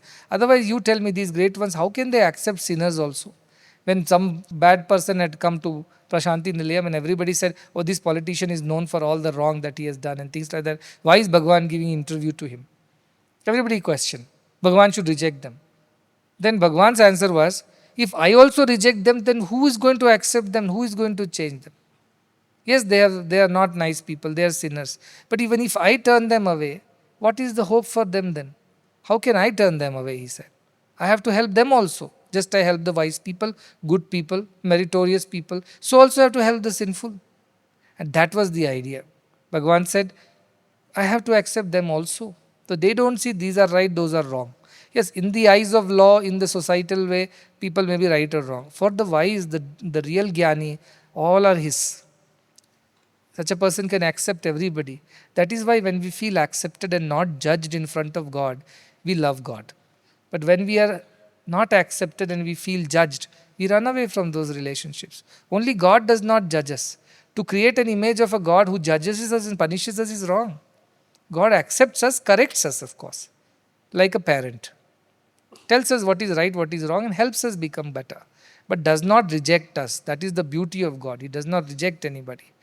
And 18.49 which says, Yada yat kartu mayati tada tat kurute rujuhu shubham va api ashubham vapi tasya cheshta hi balavat. See the wise ones, rujuhu, what they do, whatever comes their way, yada yat kartu mayati tada kurute. They do that. You need to teach today, fine, I'll go and teach. Today you don't need to do anything, I won't do anything. Tomorrow you need to cut the grass, fine, I'll cut the grass. Day after you need to worship in the temple. They are okay with that. They don't see any work as higher, lower, or this is better, that is not better, this is auspicious, that is inauspicious. Swami Vivekananda, when he returned from the West, he said, people in the West are arguing on how to crack the egg from which end. That is an unending argument. Whereas in India, people are arguing how to drink water from right hand or left hand. In this only, they have lost their minds. They have no time for higher ideas. Which side of the egg to crack it open? That becomes debate on dining tables. And here in India, why did you lift the thing from your left hand? Always use right hand. You have this is sin, that is merit. This is all that the people are plagued with. They are not able to rise above these silly, petty things and think of higher things like they are divine. So that was his pain and he said it all. So this Shubha, Ashubha, this is pure, that is impure, this is right, that is wrong. They don't understand all these things. Who? The real wise ones. They see everything as equal like the children. Children do not differentiate. I eaten with right hand or left hand. Many times children come to my interview room, I give chocolates. They stretch their left hand. Mother will say, right hand, right hand, right hand. That fellow is looking at, how does it matter? Anyway, it's coming to me. No, no, no, right hand. So, the child does not know right hand is the right way or left hand is the wrong way. He is a child, he is just taking the chocolate, let him be. But then we have rules. Unless we follow the rules, we are be labeled you are bad or you are good. But for children doesn't exist. Like that for the real wise one doesn't exist. They can drink from anywhere. So Swami Vivekananda was very hungry. Nobody fed him. They all came and listened to his lecture. Nobody asked him, have you eaten anything, Swamiji, at all? So the end of the day was very hungry, and the person who was watchman of that place, he was from a lower caste, naturally, because he's a laborer and lower caste. Vivekananda is a Brahmin, now a sannyasi. Everybody left. Then this fellow was about to eat his dinner. He looked at this young monk sitting in a corner. He told, Swamiji, have you eaten anything at all? He said, no. Are you hungry? He said, of course. Can I eat something from you, your plate? He says, no, no, no, you can't eat from my plate. I am a sinner. I am a lower caste person. You don't deserve to eat from my plate. He says, but I am hungry. I need to eat. He says, I can give you. I have no problem. But if anybody sees that I have fed you from my plate, they won't say anything to you, but they'll beat me into a pulp. That is how the society is. So even if I feed you because you are hungry, they won't spare me. That's why I am scared of feeding you. He said, don't worry. No sin will come to you. I won't tell anybody that you have fed me. But please feed me because I'm so hungry. I've been speaking for the last 3 days and nobody has asked me whether I've eaten or drank water. So he takes the food and eats it. For Vivekananda, he has not become a sinner by eating from somebody's plate who is not from upper caste. That is how these Gyanis don't see the difference. Finally, the last shloka of this book, which says, a beautiful shloka. It says, Swatantriyat sukhamapnoti, Swatantriyat labhate param, Swatantriyat nivritim gachet, Swatantriyat paramam padam. Swatantra means freedom. Moksha, liberation, freedom. With freedom only comes true happiness, it says. With freedom only you attain the highest. Freedom alone leads you to the ultimate dispassion, and freedom alone is the highest state of existence. That is the essence of Ashtavakra Gita. Why are we wanting to be doing what we are doing? Because we want to be free. That is our nature. Nobody wants to be born. Try to control a child, you will have a miserable time because the child wants to be free, wants to run around. Try to control an animal, bird. They don't want to be caged and tied. They want to be free. Because we are not bound. We always want to be free. Anybody who binds us by any ways, we feel uncomfortable. If a relationship becomes a bondage because of expectations, we want to run away from that relationship. Anything that makes us feel bound destroys our peace, destroys our true state of existence. That's why freedom is such a cherished value across traditions, customs, and cultures. Nobody ever wants to be a slave or a servant. And what is true freedom? Desirelessness is true freedom. Because when you have no desire, who can bind you? You don't have any desire, you are free. Why are we not free? Because we have desire, so then we have to behave accordingly. We please people, we oblige them, we deal with them, we put up with them, we tolerate them. Whatever we need to do because we have desires to fulfill. But if you have no desire, then there is no need to be bound.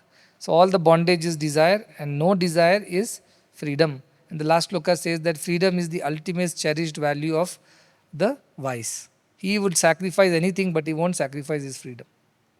That's why when people try to bind me also or God also in any which ways, I say, you are mine, that's true. I am yours, that's true, but I am also everybody else's.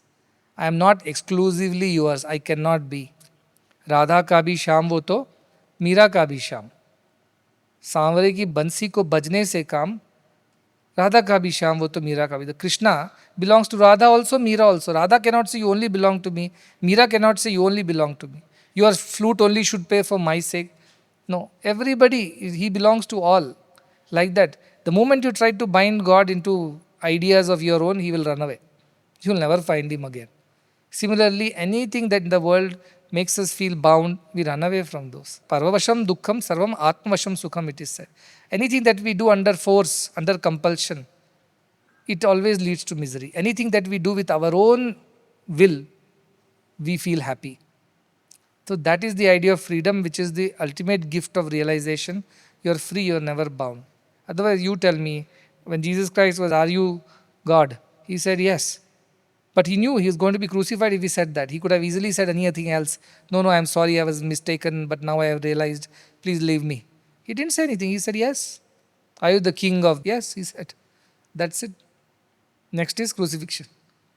He didn't lie because his freedom to tell the truth is more important for him than even living on a life of lie. That freedom is the most important value. That's why we should never capture anybody, anything. I always feel that children should be free, people should be free, and everybody should live a free life. But freedom is not just about not being under another colonial rule or not under the slavery system. Freedom is not being bound by your own emotions, not becoming slaves to your own senses, not being bound by your own limitations of ideas and desires. That is true freedom which these monks experience. So Ashtavakra is teaching us that.